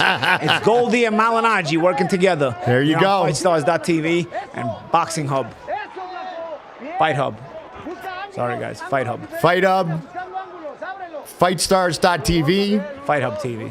BYB Extreme tomorrow night. Yeah, check us out there from as Tampa. well. Check us out there. Going to be fun. Me and Goldie have a red eye right after this broadcast. Yes, indeed. Big night of fights. Title on the line inside the world famous patented Trigon.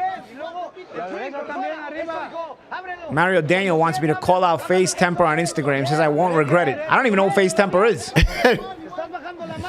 Boxing Professor says Lorenco, typical Mexican warrior, not taking a step back, but he is getting beat up. He can only win this fight, obviously, Sean, you're absolutely right, by knockout. He's way behind. There's probably a 10-8 in there as well.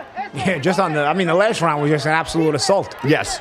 But you see, he's still alive. You see, that's what I'm saying. And that's what, the boxing professor was talking about. And that's what gets you, when you're an opponent, when you're a journeyman, that's what gets you calls again and again and again. Right. Because the matchmakers know you're not going to beat their prospect, but you'll give them work. You'll keep them working. You're not going to just go away. You're not just going to get blown away. And the matchmakers know that their prospect will get a good amount of work and continue to progress and continue to develop fighting opponents like this. Well, his nickname is Duro. And, he said it comes from being tough. Mm-hmm. Comes from throwing hard punches. Mm-hmm. And for a young guy, you do want to see them get rounds and understand what it body takes. shot. Big body shot. And that's what when they're tough to the head, you get them to the body. He gets up. He is Doodle. He gets up, bleeding. That's it. The referee stopped. Ref saying no. That was...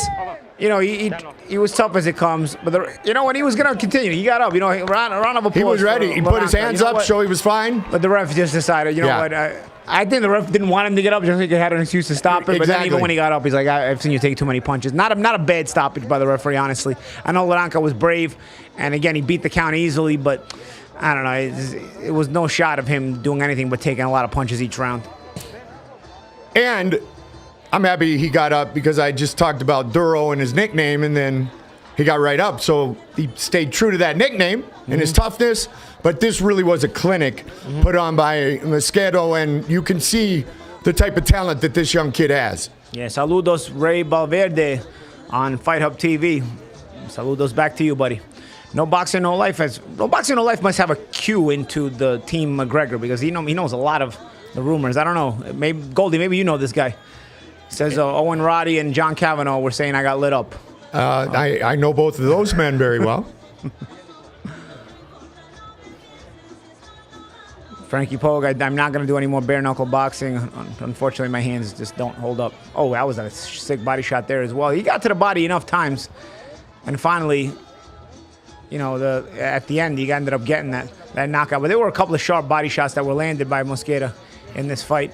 Sharp check left hooks as well. Real solid boxer here. I don't know if his lack of power will hurt him. It'll depend on how smart of a boxer he can remain as he moves his way up the ladder, but certainly sharp. Combat Johnson said, good call by the ref. He wasn't going to quit, and we saw that as quickly as he popped up. Let's get the official decision. Edgar Alejandre. Y el gobierno municipal de Sayula, el vencedor por nocaut técnico a los 2 minutos con 26 segundos del quinto round. YOALI Mosqueda.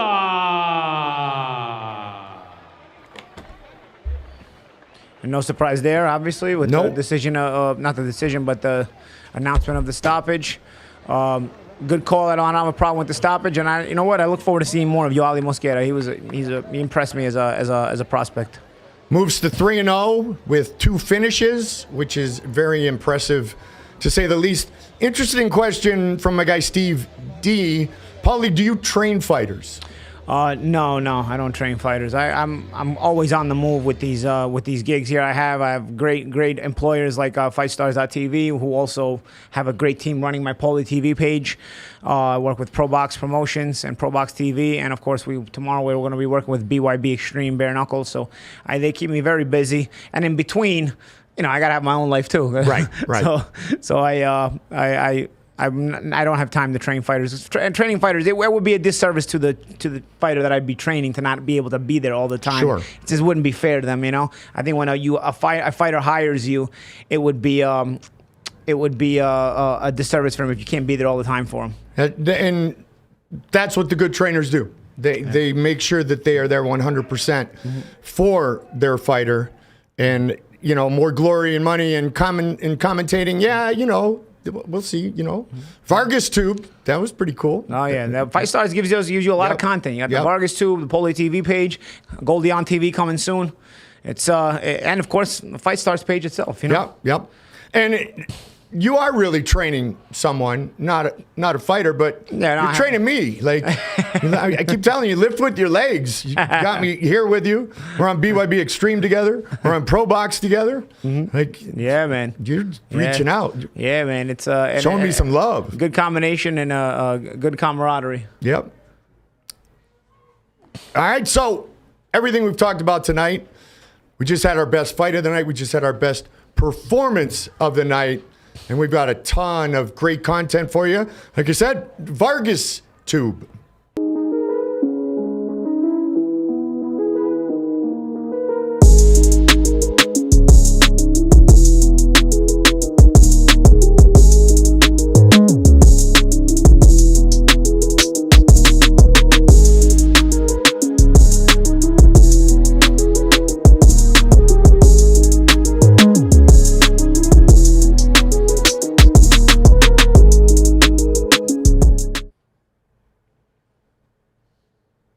Fun to see the different fighters access and the next generation. And when you and I were in Tampa the last time, we had the opportunity to see Antonio Tarver Jr. spar, and it's fun with the Vargas family. Obviously, they're passing the torch as well. It's fun to see.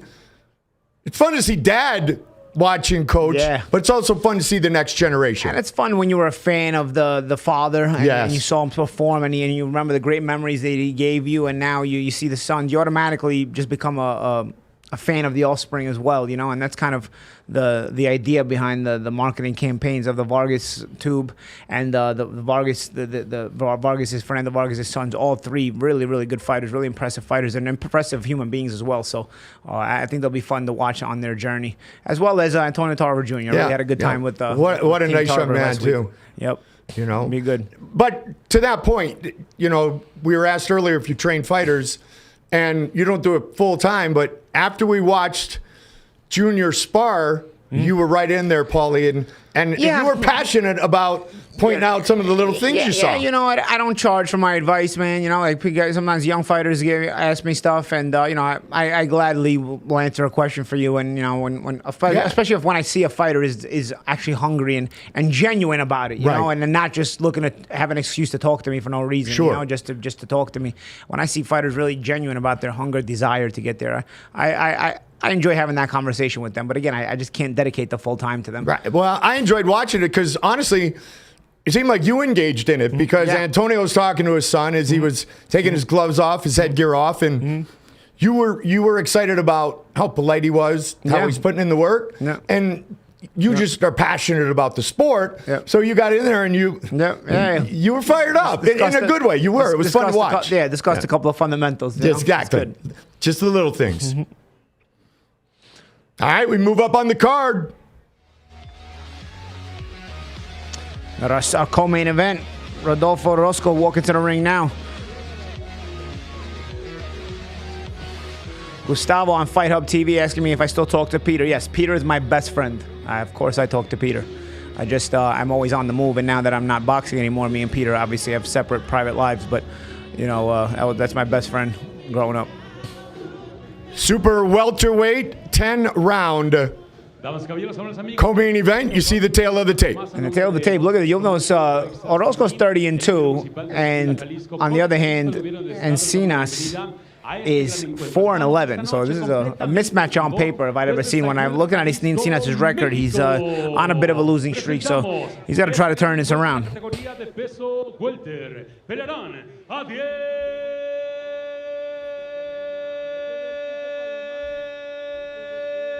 Some lungs on this guy. En la esquina gris, con un récord de 10 peleas ganadas, 11 perdidas, 5 empates y 2 victorias obtenidas por la vía del knockout. Directamente de Tlaquepaque, Jalisco, México, Carlos Explosivo Encinas. En la esquina opuesta, en la esquina negra, con un récord de 30 peleas ganadas, 2 perdidas, 3 empates y 22 victorias obtenidas por la vía del knockout. Del bello estado de Sinaloa, dedica su pelea al público de Sayula y de Mascota, Jalisco. Señoras y señores, él es Rodolfo Sinaloita Orozco. Referee de este.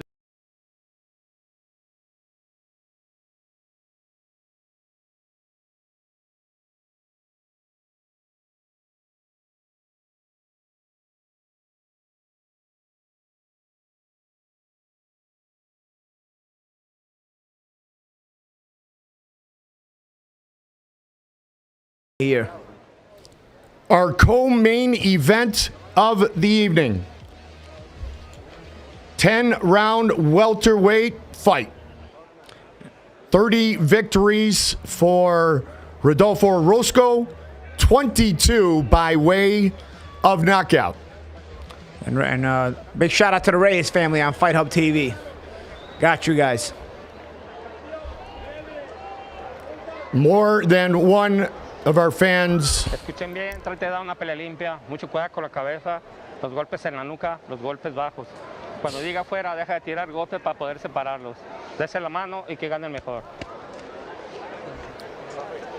On the Global Boxing Scorer app, talking about you and the Paul brothers, but we'll save that for another time because that could be the rest of the broadcast. Yeah, especially once the Fight Hub guys get going over right? There. Yeah, exactly. And plus, speaking of Global Boxing Score, we got our first 10-rounder of the night, so check it out. Score the fight. Let us know what you think, because obviously these long-distance fights require some scoring prowess. Mind you, that was one of the most friendly glove touches I've ever seen in my life. They touched gloves 3 different times, up, down, and from the front. And they each touched each other's corner. Every single part of each other's corner, team member of each other's corner touched gloves with the opponent. And that was the friendliest glove touching ceremony pre-fight that I've ever seen in my life. Well, so it's already been a special fight. I wasn't really big with the glove touching, I'll be honest with you. No, I barely grazed you, or if I could avoid it, I would have, honestly. And I know it's not in MMA, they let you get away with that. In boxing, sometimes they make you come back to the center ring and touch gloves. Red and white trunks for 22-year-old Rodolfo Orozco, Sinaloita. 30 victories at age 22. Quite impressive. He's got a 63% finish rate. His opponent, Carlos Encinas, took this fight on a week's notice, was already training. He's on a tough losing streak, looking for a victory, looking to spoil the night of Rodolfo Orozco in our co-main event. But despite being 30-2, Orozco, I get the nice straight right hand there by Orozco, but I get the sense he didn't have a long amateur career. He looks a little tight, despite being a 32-fight veteran, and just not relaxed in there as I usually would see a 32-fight veteran. Throwing some nice punches, maybe possibly learning on the job. Maybe he didn't have an amateur career. Who knows? Also, maybe that's why he's fighting. Yeah, 4-11 in his 33rd pro fight. Well, and his professional debut was a few days prior to his 16th birthday in 2015. Yeah, they get it in New Mexico, man. They turn pro young.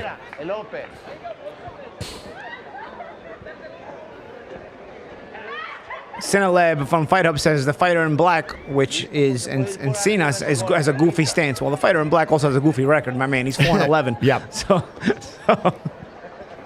But he doesn't have a goofy man in his corner.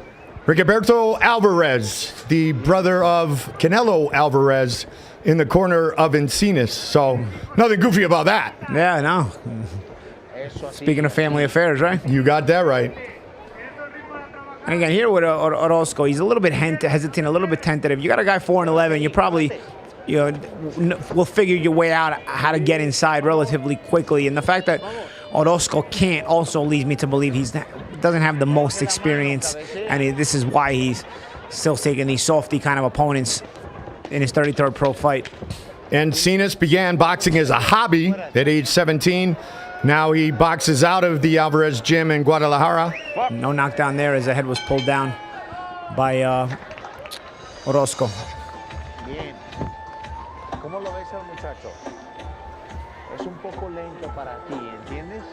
Trabaja así, hazlo. Hugo Ramirez makes a good point. Some guys that might have weird stances, but it hits different when you're in the ring, man. I'll tell you, sometimes when a guy knows how to make his awkwardness effective for him, he can be one of the most difficult guys to fight, especially when those awkward guys can punch. Some have actually become world champions. That's how far they've gone when you have an awkward guy that knows how to punch. No me lo dejes sentar para nada, ¿no? Sí. No me lo dejes sentar para nada. Ya lo miraste. Sí. In that first round, OROZCO utilized his reach advantage very well, and the boxing professor agrees. 75-inch reach for OROZCO and a 71-inch reach for Encinas.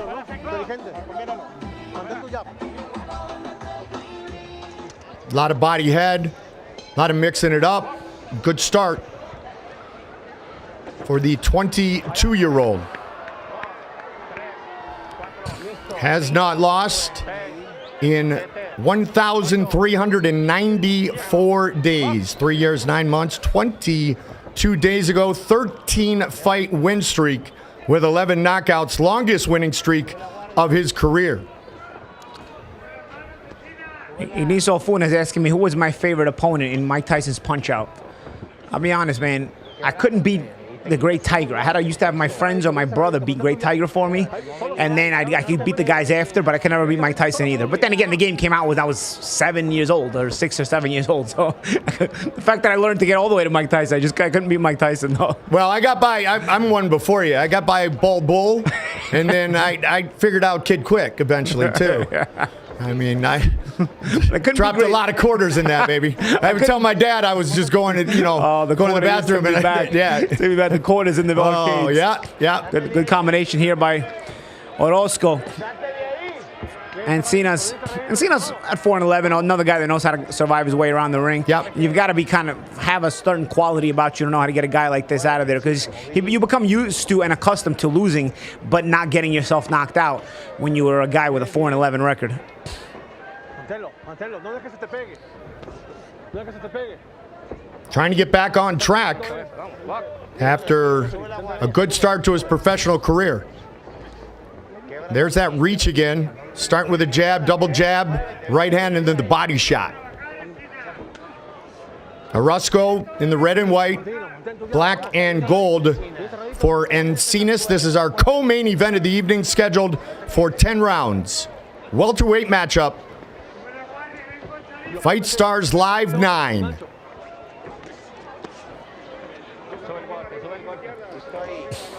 About 60 miles southwest of Guadalajara. In the Bull Ring tonight. First boxing event ever held here. I mean, sometimes Encinas just goes back up against the ropes and sits there like a punching bag. I mean, and he's blocking, so I guess he's not going to get himself hurt, but no reaction, no intent on punching in between the slow punches of OROZCO. OROZCO doesn't throw super wide. He's throwing fundamentally correct and somewhat, but there's still opportunities to punch in between him or inside him. But Encinas is just like, nah, man, I'm good. I'm 4-11. Yeah. I know how to survive, and this guy's doesn't know how to open me up. So OROZCO 6'1", Encinas just 5'8". Another one of the advantages. Couple of shots to the body.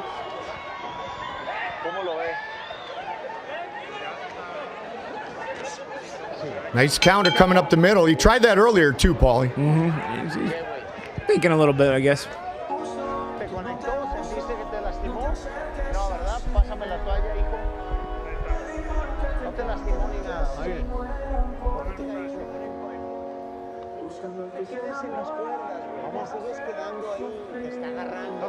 Si te quedas aquí en las cuerdas, recargado, muévete para acá, para abajo. Movilidad. Porque si no te va a estar agarrando ahí. Es el único lugar donde he visto que te hace daño. No te quedes. Pumping that jab a ton. Yeah. He's moving, but here again was what I was explaining with Encinas. He gets in there, and he knows Orozco's not going to break through or break free. So, you know, Orozco's trying, but there's, you know what? The thing I'd like to see more of there is maybe a change of speed on the punches, or a change of intensity on the punches, where some you throw soft and then you throw some harder to follow it up, and even change speed on them, where you go slower and then bang, bang, bang, you kind of speed up the process. And that's really one of the biggest things that leads me to believe Orozco had no amateur career. Sure. Because he's not, you only start doing that kind of stuff when you're really comfortable in that ring, kind of sort of changing gears and changing speeds even in the middle of a combination. Usually you see that in a fighter with a 33 professional fight experience, but this guy certainly seems like a guy who had no amateur experience, and the fact he's fighting a guy 4-11, again, he's probably still learning on the job. Yep. He is just 22 years old, but you're talking about the pop-up boom, changing the speed, changing the tempo, because it's like we talked about before, if you're unorthodox, but you're the same unorthodox all the time, you adjust. If you always throw the fastball, all of a sudden, people are going to be putting the ball out of the park because they know that the fastball is coming. Oh, nice counter there by Encinas. A little counter the jab with a little short left uppercut. He's looked for that uppercut a couple of times. Now he looked for a catch and shoot hook. Yep. All right, maybe he's getting a little confident. Maybe he's realizing Orozco's ceiling is what it is, and maybe he's thinking, I can take a couple of chances against this guy. Orozco trying to turn up the heat, Clive says. Mike Finn thinks there's going to be another beatdown, but right now, Encinas is trying to prove you wrong, Mike. Another little catch and shoot with the uppercut. Now that one he landed. Encinas starting to let that left hand go on the catch and shoot. Encinas taking this fight on late notice. Explosivo, because he is explosive, his nickname.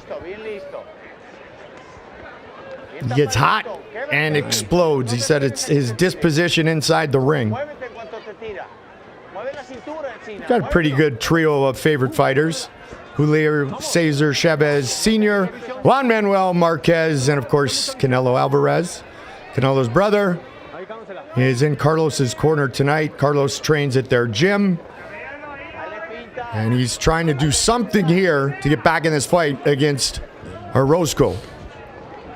So Orozco has landed a good amount of right hands there. I don't know if, I know Encinas is durable, but you start allowing Orozco to extend on those right hands and landing on the end of them like that. I don't know if he'll be able to actually survive the way he's looking to. 100% of the fans on the Global Boxing Score app have it for Orozco thus far. No surprise there. You see, this is what I mean. At this level, right, that distance right there where they just were, it's no change of pace, no change of speed there from Orozco, and that's what you like to see in order to be able to further open up a guy like Encinas.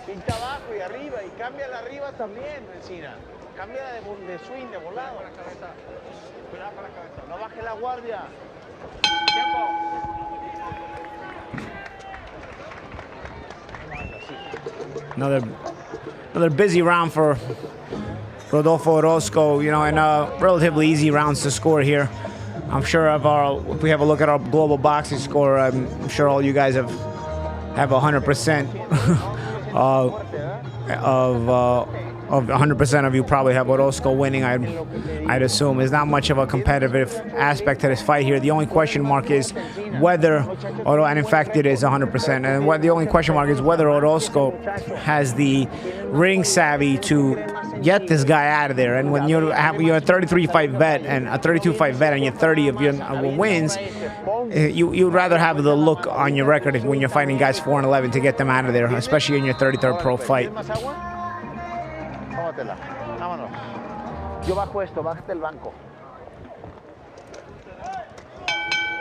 Yeah, and then Flex 245 is saying that Encinas needs to make it a dogfight and get on the inside and let his hands go. And I agree, man. And you know what? I'll tell you, he's able to land that counter left uppercut consistently off of the jab of Orozco. Orozco still hasn't figured out that he's got to change some speeds on the jab or change some speeds on his punches. So Encinas definitely has some opportunities if he wants to win. The only problem is when you're 4-11, you stop taking so many chances as to what's worth it. what I'm saying is, you start to think to yourself, what is worth it? What should I risk in order to win this fight? I mean, what's the difference if I'm 4-11, if I become 5-11, or if I become 4-12? At that point, it's almost like it's no difference to you. So guys like this stop taking so many chances, and it seems like ENCINAS has the opportunities to get there and work OROZCO a little bit, but he could care less, you know. And it's up to OROZCO to see if he's going to be able to get this guy out of there. You know, I guess it's rounds, it's experience, but you probably want to see a guy like OROZCO, you know, work his way into breaking down this guy. I just don't think it would be a good look to go to distance for OROZCO in this fight. It would be anything but impressive.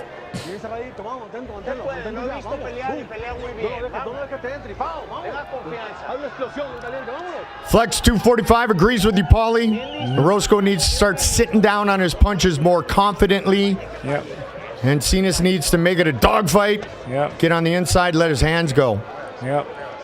Appreciate all the comments as we continue. This is our co-main event of the evening. Fight Stars Live 9 here on FightStars.tv, Fight Hub TV, the global boxing scorer app. Tayual, Jalisco, Mexico. Founded in 1522, population about 45,000.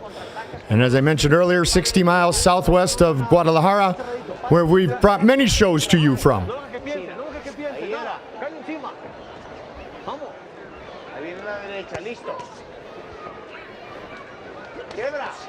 Heavy shots there. Straight right hand again by OROZCO. He's found a home for that relatively consistently.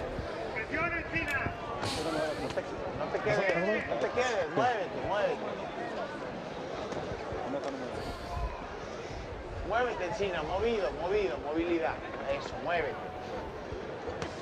Listo, muévete. Salte de ahí, cuanto puedas. Now he's just trying to time the big shot, Paulie. Yeah, and that's what he's been pretty much trying to do. There's no adjustments being made by OROZCO. I guess he figures he's winning every round. He doesn't need to make the adjustments. Sure. Or maybe he just doesn't know how, or his brain doesn't take him to that level of thinking. But it's the same thing every round so much to me, pretty much to me. And ENCINAS is not going to take too many chances.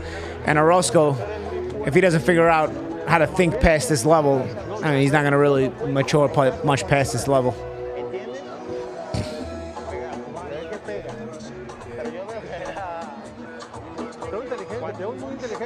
Maneja tú, maneja tu cintura, pum, pum, al pecho, pum, pum, open, hígado. Cuando estás aquí, pum, pum, open, levántalo.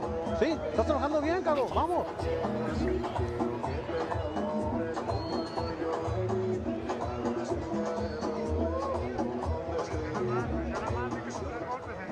Se te está yendo la pelea, vamos al quinto. Vamos por el quinto. Vamos. Ya se le fue el aire, ya bajó el ritmo. Que bajó el ritmo, vamos Encina.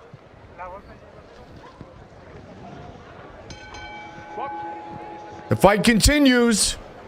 OROZCO and ENCINAS. Round 5, scheduled for 10 rounds. Our welterweight co-main event of the evening. It's been all 32-3 Rodolfo OROZCO. His nickname, Sinaloita, comes from the fact that even though he was born in one state in another town, I don't want to butcher the names because I'm still working on English and trying to get that one right, Paulie. Yeah. But he basically, his birth certificate has him on two places, so he put the two together for his nickname. Another big Julio Cesar Chavez Sr. fan. With a win tonight, he's been promised to fight here in the U.S. Let's see if he puts on. He's going to win this fight unless something crazy happens, but it's also got to be an impressive performance in the minds of many. Yeah, that's what I'm saying. How much is he going to be able to impress in order to get that kind of fight that he wants in the U.S.? I mean, the way he's looking right now, he'd make a delicious opponent for a good prospect because he's got a nice sparkling record, so it'll make it look good on paper, but he'll get absolutely mauled and destroyed by anybody who knows how to fight. So he's going to have to learn to at least show us if he can switch through some gears here if he's going to impress anybody.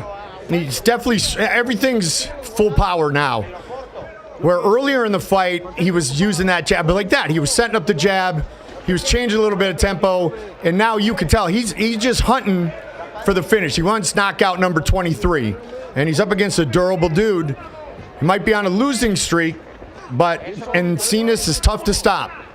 J93 asked Goldie, he's asking you if you can say what's up to him. J93 from Fight Hub TV. J93, what's up, my brother?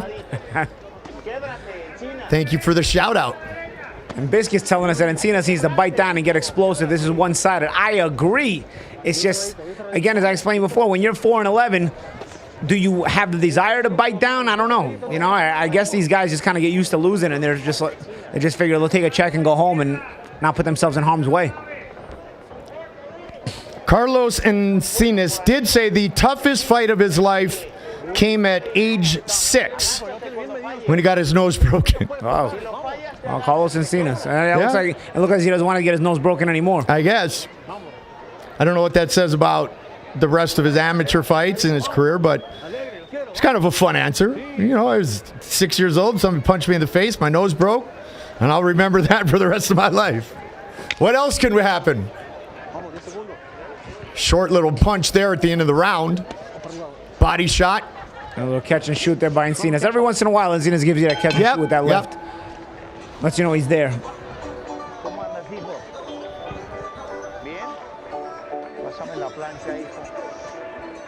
Excelente. Vamos bien. Vamos bien. Agarra ahí. Otra vez, profundo. Paulie, we were talking about, you said it, delicious opponent. And Mike Finn points out a tough, come-forward pressure fighter would give OROZCO a lot of trouble. Yeah, I think anybody that knows how to fight would give OROZCO some trouble. He doesn't look like, to me, that he can switch gears. That doesn't look like he has much ability to switch gears. A guy who knows how to fight. If he's looking to fight in America, he's going to make for a B-side against a nice prospect. He's got a sparkling record that can make the other guy look good when he beats him. But there's not much there considering the record.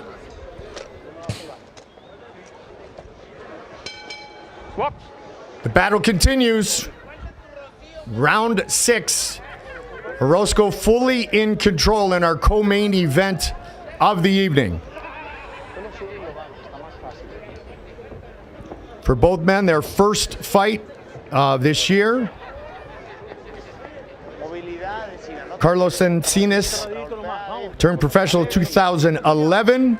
As I mentioned earlier, 22-year-old OROZCO turned professional 2015, just a few days prior to his 16th birthday. So he got his boxing license before his driver's license. And that's not that uncommon in Mexico, right? Seen even future world champions like Orlando Salido and Manuel Medina have done the same thing. Nice combination there by OROZCO, but again, the same kind of thing. That one connected. And again, it's a sharp right hand that's been landing at times during the course of the fight. But much to your point, Paul, if he doesn't set it up with the tempo changes, he doesn't open up the guard of his opponent. And when he lands, it's more like, okay, you know, ENCINAS just got distracted or wasn't paying attention. It wasn't because he set him up in any way.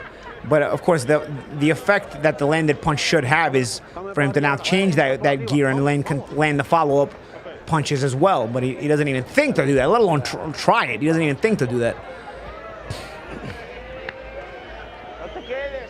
Let's see if he gets dirty. He's utilized his reach, and thus the fight has basically been at distance. We've had a couple of our followers on the Global Boxing Scorer app say that ENCINAS needs to get inside, and obviously with the disadvantage of height and reach, you know, there's no question he needs a stoppage if something crazy is going to happen at this point. Sinaloita fully in control, lead uppercut.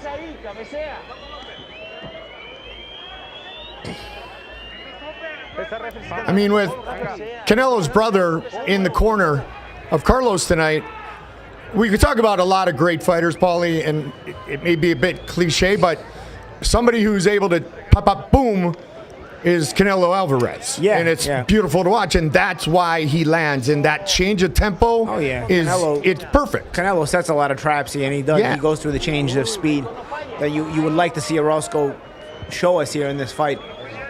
And of course, those are the things that lead to fighters excelling and being at different dimensions. Yep. You know, it's not a guarantee that you're going to become a champion when you do those things, but the more little tricks you have in your bag, the more advantageous it becomes.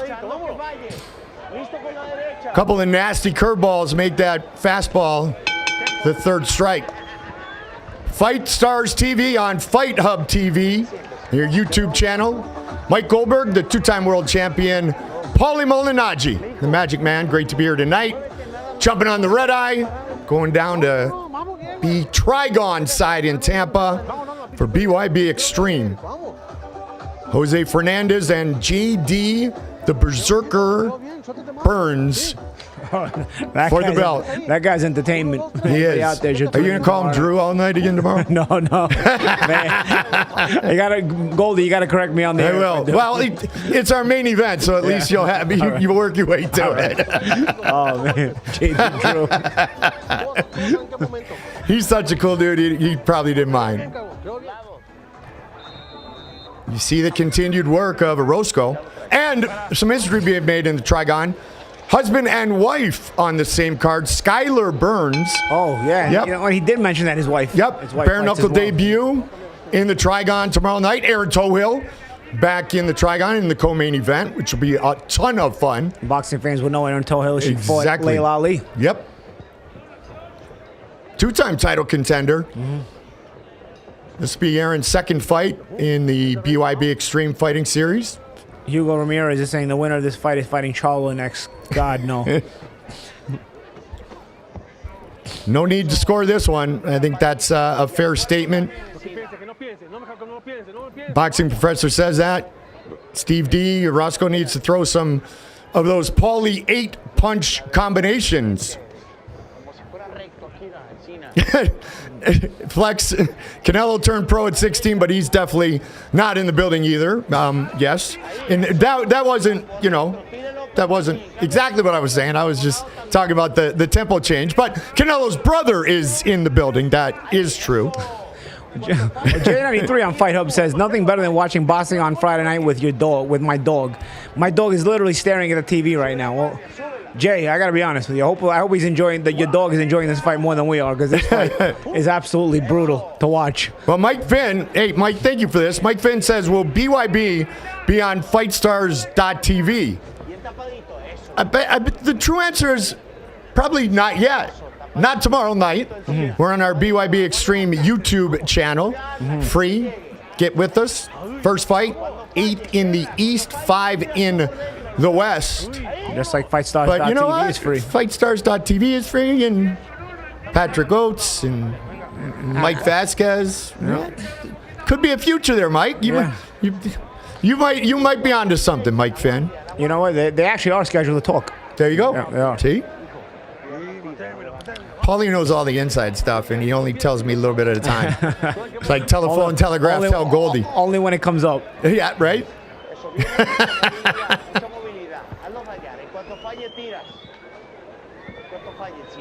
There's apparently a little beef going on Fight Hub TV, TV page. Kobe Superfan is getting it from certain other fans, and then he's arguing back. I don't know what it's about because I'm only catching bits and pieces of it, but there's some arguments going on over there. Keep it clean, guys. Yep. I get confused on Twitter once in a while because something will start a conversation that goes way sideways, and I'm wondering, like, I can get myself in trouble, Paulie, but sometimes I'm wondering why I'm still tagged in some of these things. Yeah, and that's the thing. I mean, but when you're watching a fight, as White Rabbit described this one, pathetic, you do get distracted.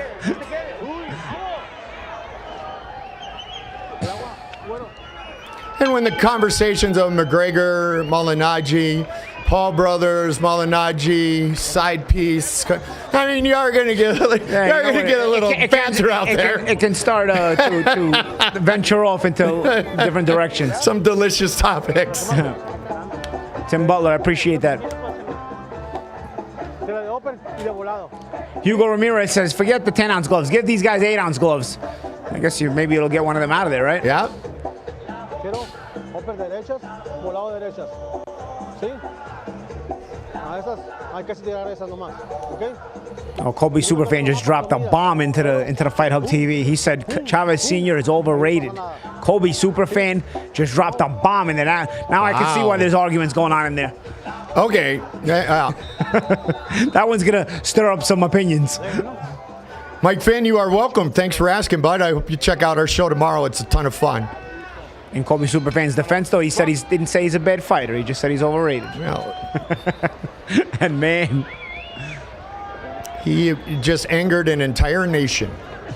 J93 even though he's from that nation. J93 says the fight commentary is gold, even if the fight is pitiful. Goldie, well, when you got Goldie calling it, there you go. It will become gold. I'm trying to learn from you, Paulie, and I'm enjoying the ride, and I think it's just getting underway. Main event still to come. I'll tell you, man, OROZCO has sunk in some big overhand rights, and ENCINAS doesn't even move. So on top of OROZCO having no gears to go through, he's also not the biggest puncher either. So he did throw those hands a little bit quick there, Vitor Belfort style. I don't know if he got to the Paulie 8-punch combination, but tried to fire him up a little bit.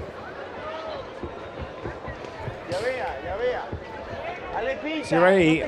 He did it again. Trying to touch some soft ones, open them up, but nothing deceptive about it, though. You gotta change looks. You gotta, I don't know. There's a lot to work with. This guy, there's a lot to work on.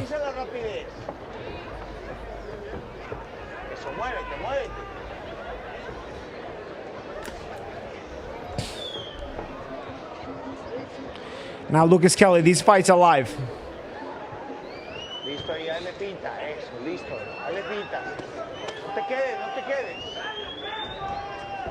Round 8, fight scheduled for 10 rounds. They are live. They're live from Mexico. Live from Saulo tonight, inside a bull ring. First time a boxing event has been held there. In Jalisco. City known for some great caramel. Yeah. In Mexico, they do like their bull rings. You know? They do indeed. Maybe in Jalisco they're having the first fight in a bull ring, but I can remember Junior Jones fighting Eric Morales 24 years ago in a bull ring. I remember sparring with Junior in the gym at that time. I was just a teenager, and he had to go to Mexico to fight Morales, and he fought in that bull ring with Morales, and he wound up not only losing, but then for his trouble, he ended up getting beer bottles full of urine thrown at him on the way back to the dressing room. Wow. And I asked Junior, I said, if that's how they treated you when you lost, I would have hated to see what they would have done if you would have knocked out Morales. Wow. And that dude in the UFC who drinks beers out of a tennis shoe, man, what if somebody tricked him with that? That would be just nasty. Why that came to my mind, I do not know, but let's get rid of that visual. Boxing Professor says combos are good from OROZCO, just the power's not there. And as Paulie said, he's not opening up his opponent either, and I think Boxing Professor, you'd agree with that. Yeah, same look, no deceptiveness in how he gets off the punches. Now he's trying a little bit of extra head movement, but the problem is he doesn't punch off the head movement. He does a bunch of head movement, stops, and then punches, so it's all predictable. Ignacio Funa, Junior Jones was indeed from Brooklyn, my man. Monroe wants to get on these cards. Says, how do I get on these cards? Monroe at Fight Hub TV.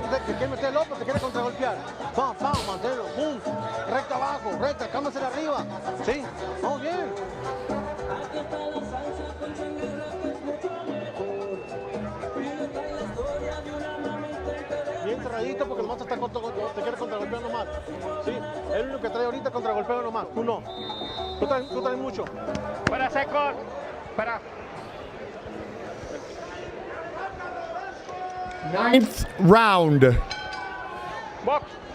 Flex says, all right, guys, that's enough now. Let's close this one out. Yes. I'm feeling you. I'm feeling you.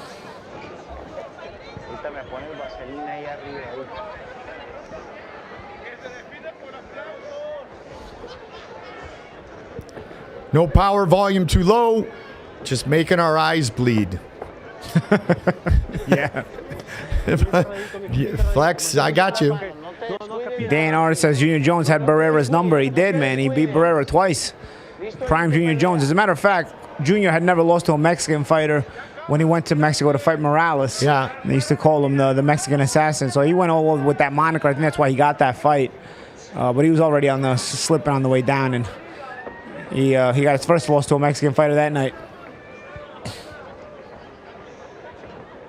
But when he beat Barrera, Barrera was undefeated, and they were looking at Barrera like he was going to be the next Chavez. Barrera obviously still ended up having a stellar career, but Junior ended up beating him, knocking him out, or actually won by DQ because Barrera's corners just jumped into the ring and stopped the fight, but basically a TKO. And then he beat him again in the rematch. Game Face, we're not commentating from home. We are commentating from the FightStars.tv studios in Las Vegas. Sticky Paws Studio.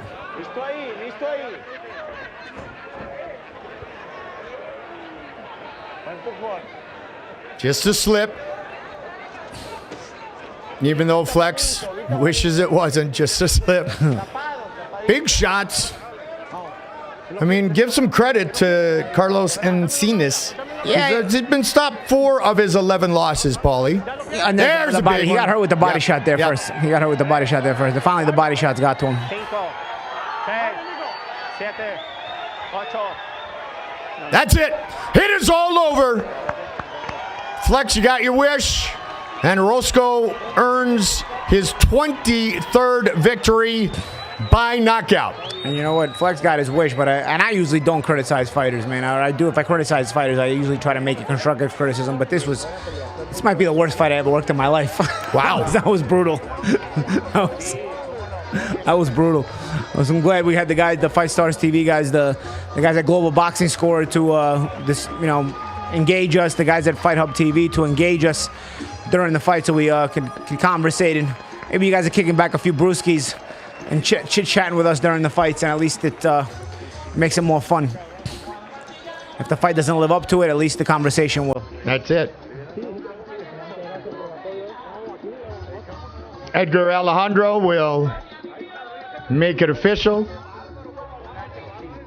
Valeria Camila, our ring card girls tonight. Plaza de Toros de Sayu.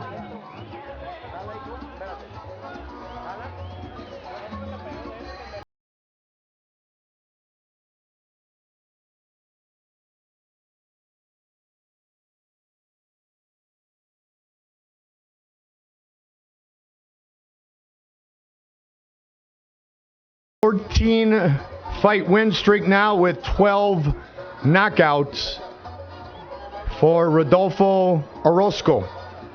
Monroe, DM FightStars.tv. Monroe seems to want to get back into boxing. He had the same trainer as Gary Russell and Jared Hurd. Stop boxing. Yeah, DM FightStars.tv.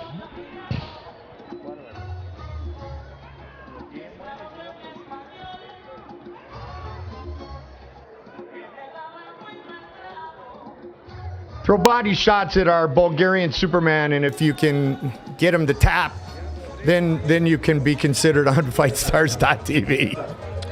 Kobe Superfan says the ring girls work in Hong Kong and TJ.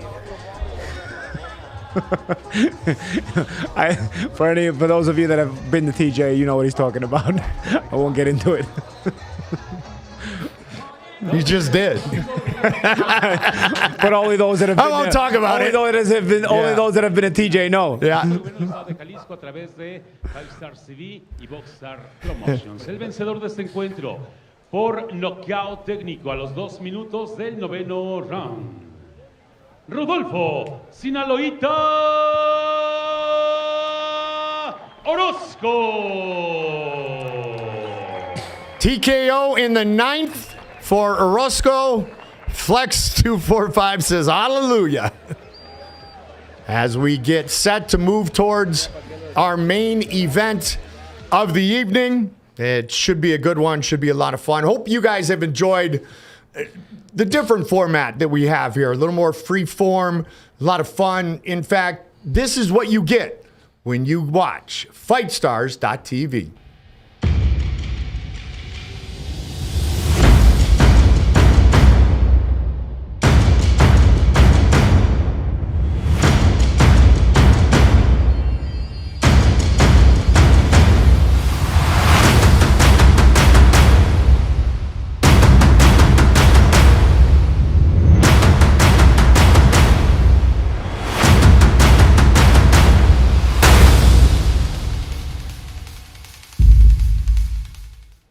Subscribe right now. Like it right now. Fight Stars Live 9 this evening. We'll be back with you in a couple of weeks on the 25th with another full night of fights. Great to be partnered up with Fight Hub. We've got multiple broadcasts of the fights from Mexico tonight. And we're watching the journeys of some young men who, will do something else for a living. And some men who will go back to the drawing board and learn from these experiences. And that's really the key. And you could have 30 wins, you could have 13, you could have 3, Paulie. But it's what you do. It's how you take the, you could say critique or criticism. They're both the same. But do you work on it? Do you learn from it? Or do you not progress and then find yourself saying, I should have listened to that guy. He was right. Well, life is all about perception and perspective, right? So the decision making that you do in your life, no matter what the experience is, will ultimately decide how far or how successful you go. And for some of these guys, they may have brighter futures than others. Some of these guys will always have this as maybe a side job. Some of these guys may intend to make this a full-time job, but are only good enough to make it wind up as a side job. You just don't know. But there is this part of your career is always the learning curve, and sure. It's just a matter of how you approach that learning curve. And you find a lot of times that there's the love of the game. There's the love of the game, whatever sport it is, but there's the love of the sport of boxing. So some of these guys may not make it to the top ranks, but they will be involved in the sport. They'll be trainers. They'll work at the gyms. They'll be strength and conditioning guys. They'll be sparring partners, but they'll be around it because they love it, and they will make it their livelihood just in a different way. Yeah, sometimes the bug gets you, man. Yeah. A lot of times you start training. You got guys that spend their whole life in boxing. They never really go that far in it, but they're able to kind of make their living or in and around boxing in some way, shape, or form, and get, maybe they're not such good fighters, but maybe they'll become good trainers, or maybe they'll work their way into the business in some other ways. Either way, it becomes a labor of love for them because it becomes a passion. Well, Mickey wasn't that happy when Rocky came back and did the spit buckets. No, he wasn't happy. Rock, come on, Rock, let somebody else do that. Yeah. But then things changed. Called him a bum. Yeah. Because he thought he was a waste of talent. That's it. As we get set for our main event of the evening, thank you for being with us on FightStars.tv. Thank you for being with us on Fight Hub TV. Thank you for the comments on the Global Boxing Scorer app. One more fight to come. It is our main event. And Edwin Palomares is a kid who is going to be fun to watch. 17 victories, just 4 defeats.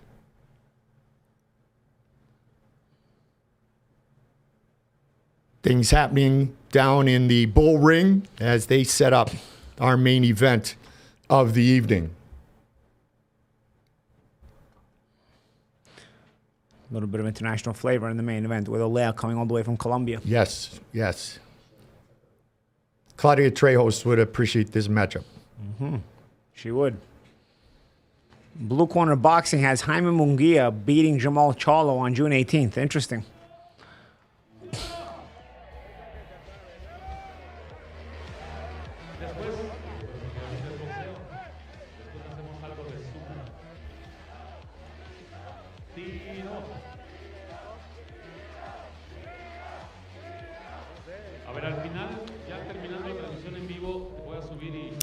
And for the Colombian, Marlon Olea, first time scheduled for 10 rounds. It's the main event of the evening, but it is his first time fighting in Mexico.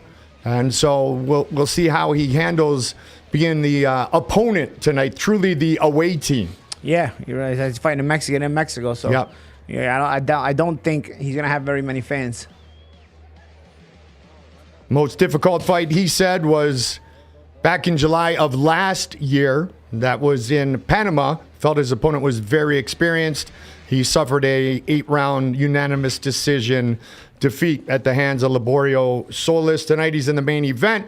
It's still to come. And don't forget, you can do all kinds of fun things on the Global Boxing Scorer app.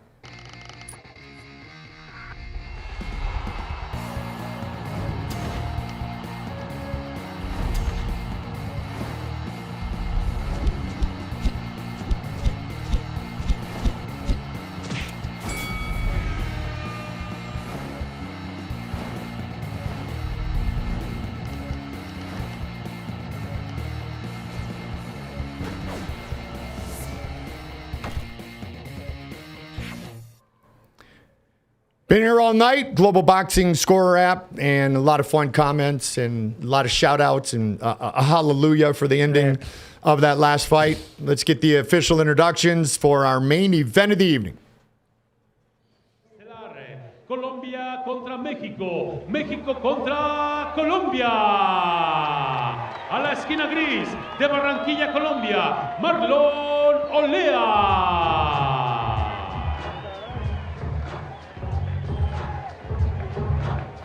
I don't know if it's his birthday, but Olea, the Colombian, walking in, describes his style as a brawler. Straight right is his favorite punch. He feels he lands that the hardest. He won the equivalent of the state title as an amateur in Colombia.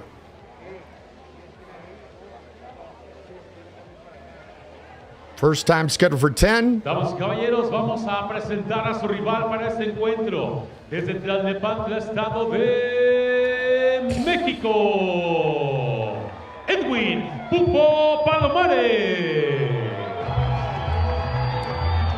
Palomares had 4 months to train for this fight.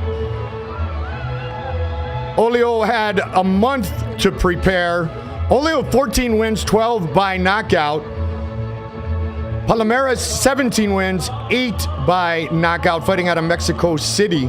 Had 4 fights last year. Started at age 12. Began at a gym they put up in his home. Now trains at the Lorman Gym in Mexico City. 2-time former Mexican featherweight champion. Captured the title in 18 and 19. When you got a gym in your house, you're literally growing up in boxing. Yeah. Completamente en vivo, transmitiendo desde Sayula, Jalisco, México. En esta gran pelea estelar, México contra Colombia, Colombia contra México. En la categoría de peso pluma, pelearán a 10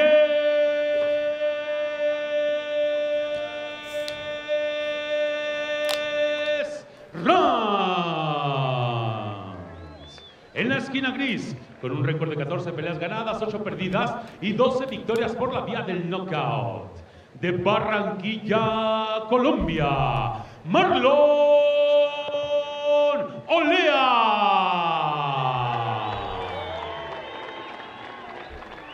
En la esquina opuesta, en la esquina negra, con un récord de 17 peleas ganadas, 4 perdidas, 1 empate y 8 victorias obtenidas por la vía del knockout.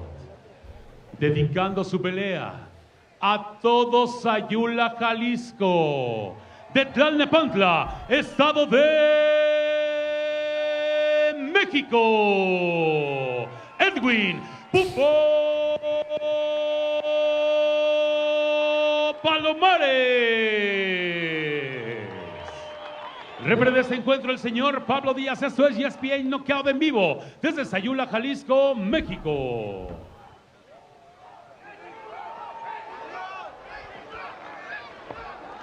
Señores, van a pelear 10 rounds, hagan su pelea limpia, no se peguen atrás en la nuca ni abajo de la cintura porque les quito puntos o los puedo llegar a descalificar.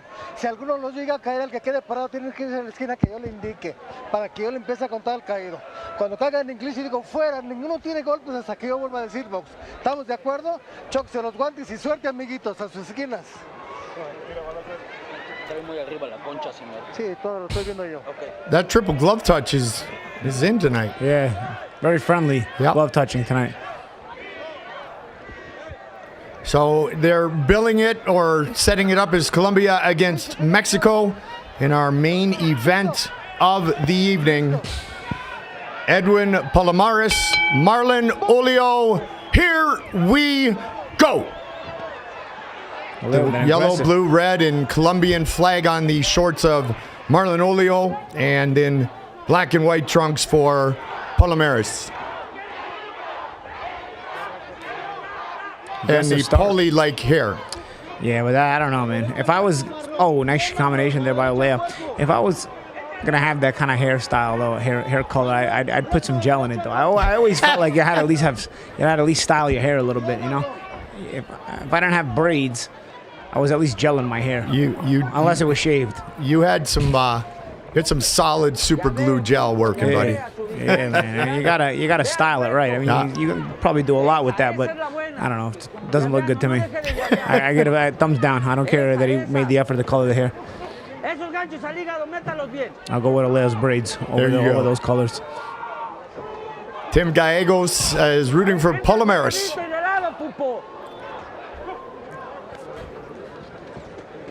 An aggressive start by both guys here in the first round.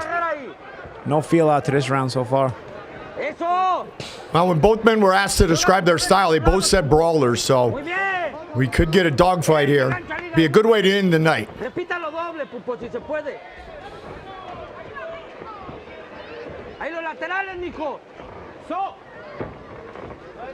Oh, nice body shot. Yeah, they got Olea on his bike. They split jabs there.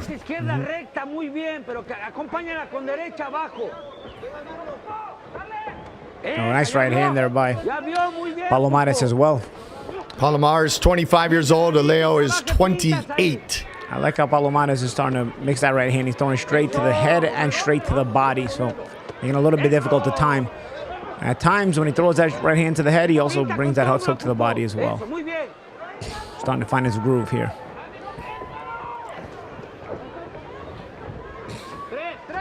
A lot of movement, a lot of style to Marlon Olea's attack. We'll see if it works, but at least you can tell he's got a little showmanship in him. Hands down, hands up, moving around.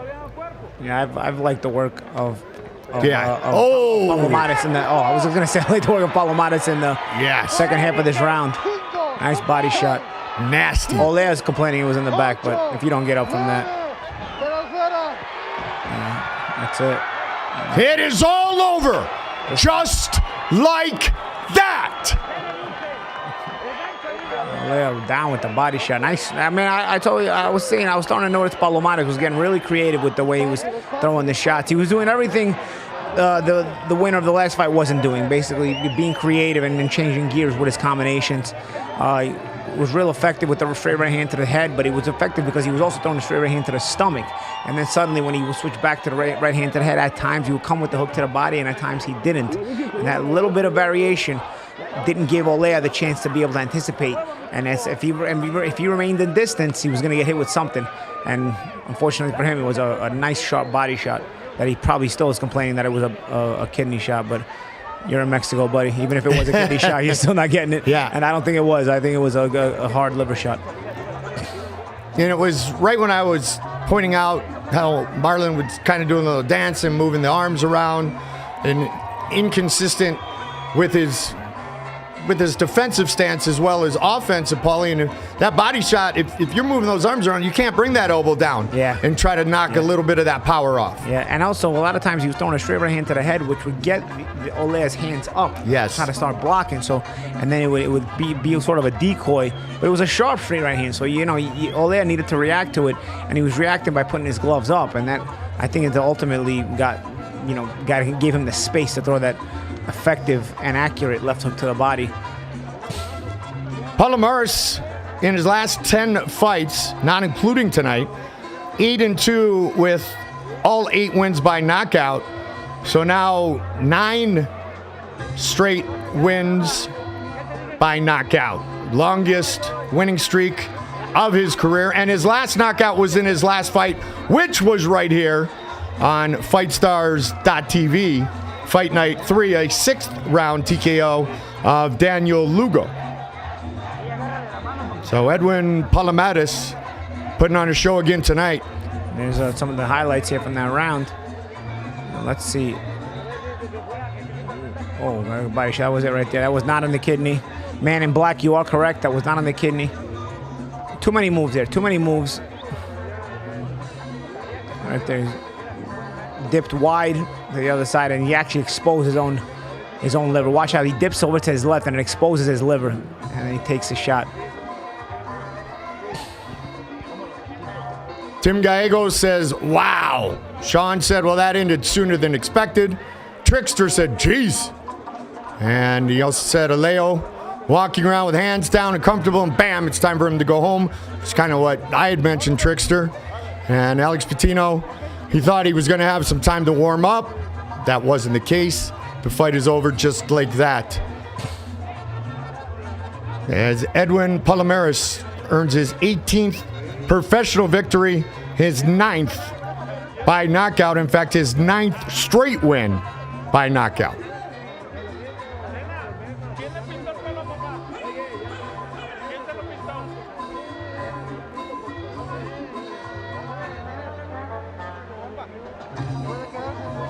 Boom.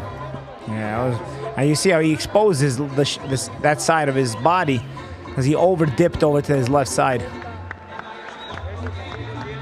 And Paulie, that was the typical half a second delayed reaction when your body shuts down when you take that mean body shot. And that's what happened. And that little body shot, you know it's going to come too. You take a good one, you know it's going to be there in a half a second. Yeah. You almost unwillingly wait for it, you know? Congratulations to Pupo. He's a winner in Mexico against the Colombian in our main event of the evening. Fight Hub TV, YouTube channel. It's great that you were with us tonight. We had an absolute blast. Paulie saw some verbal warfare going on our fans from Fight Hub. A lot of people had some nice comments to say. Alex, thank you. Love the commentary production, the GBS app. Can we talk to the matchmaker?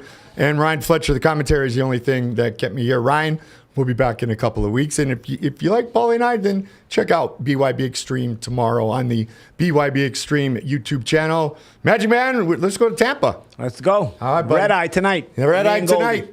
I hope you had a great time. We did. We'll see you next time right here on FightStars.tv. March 25th.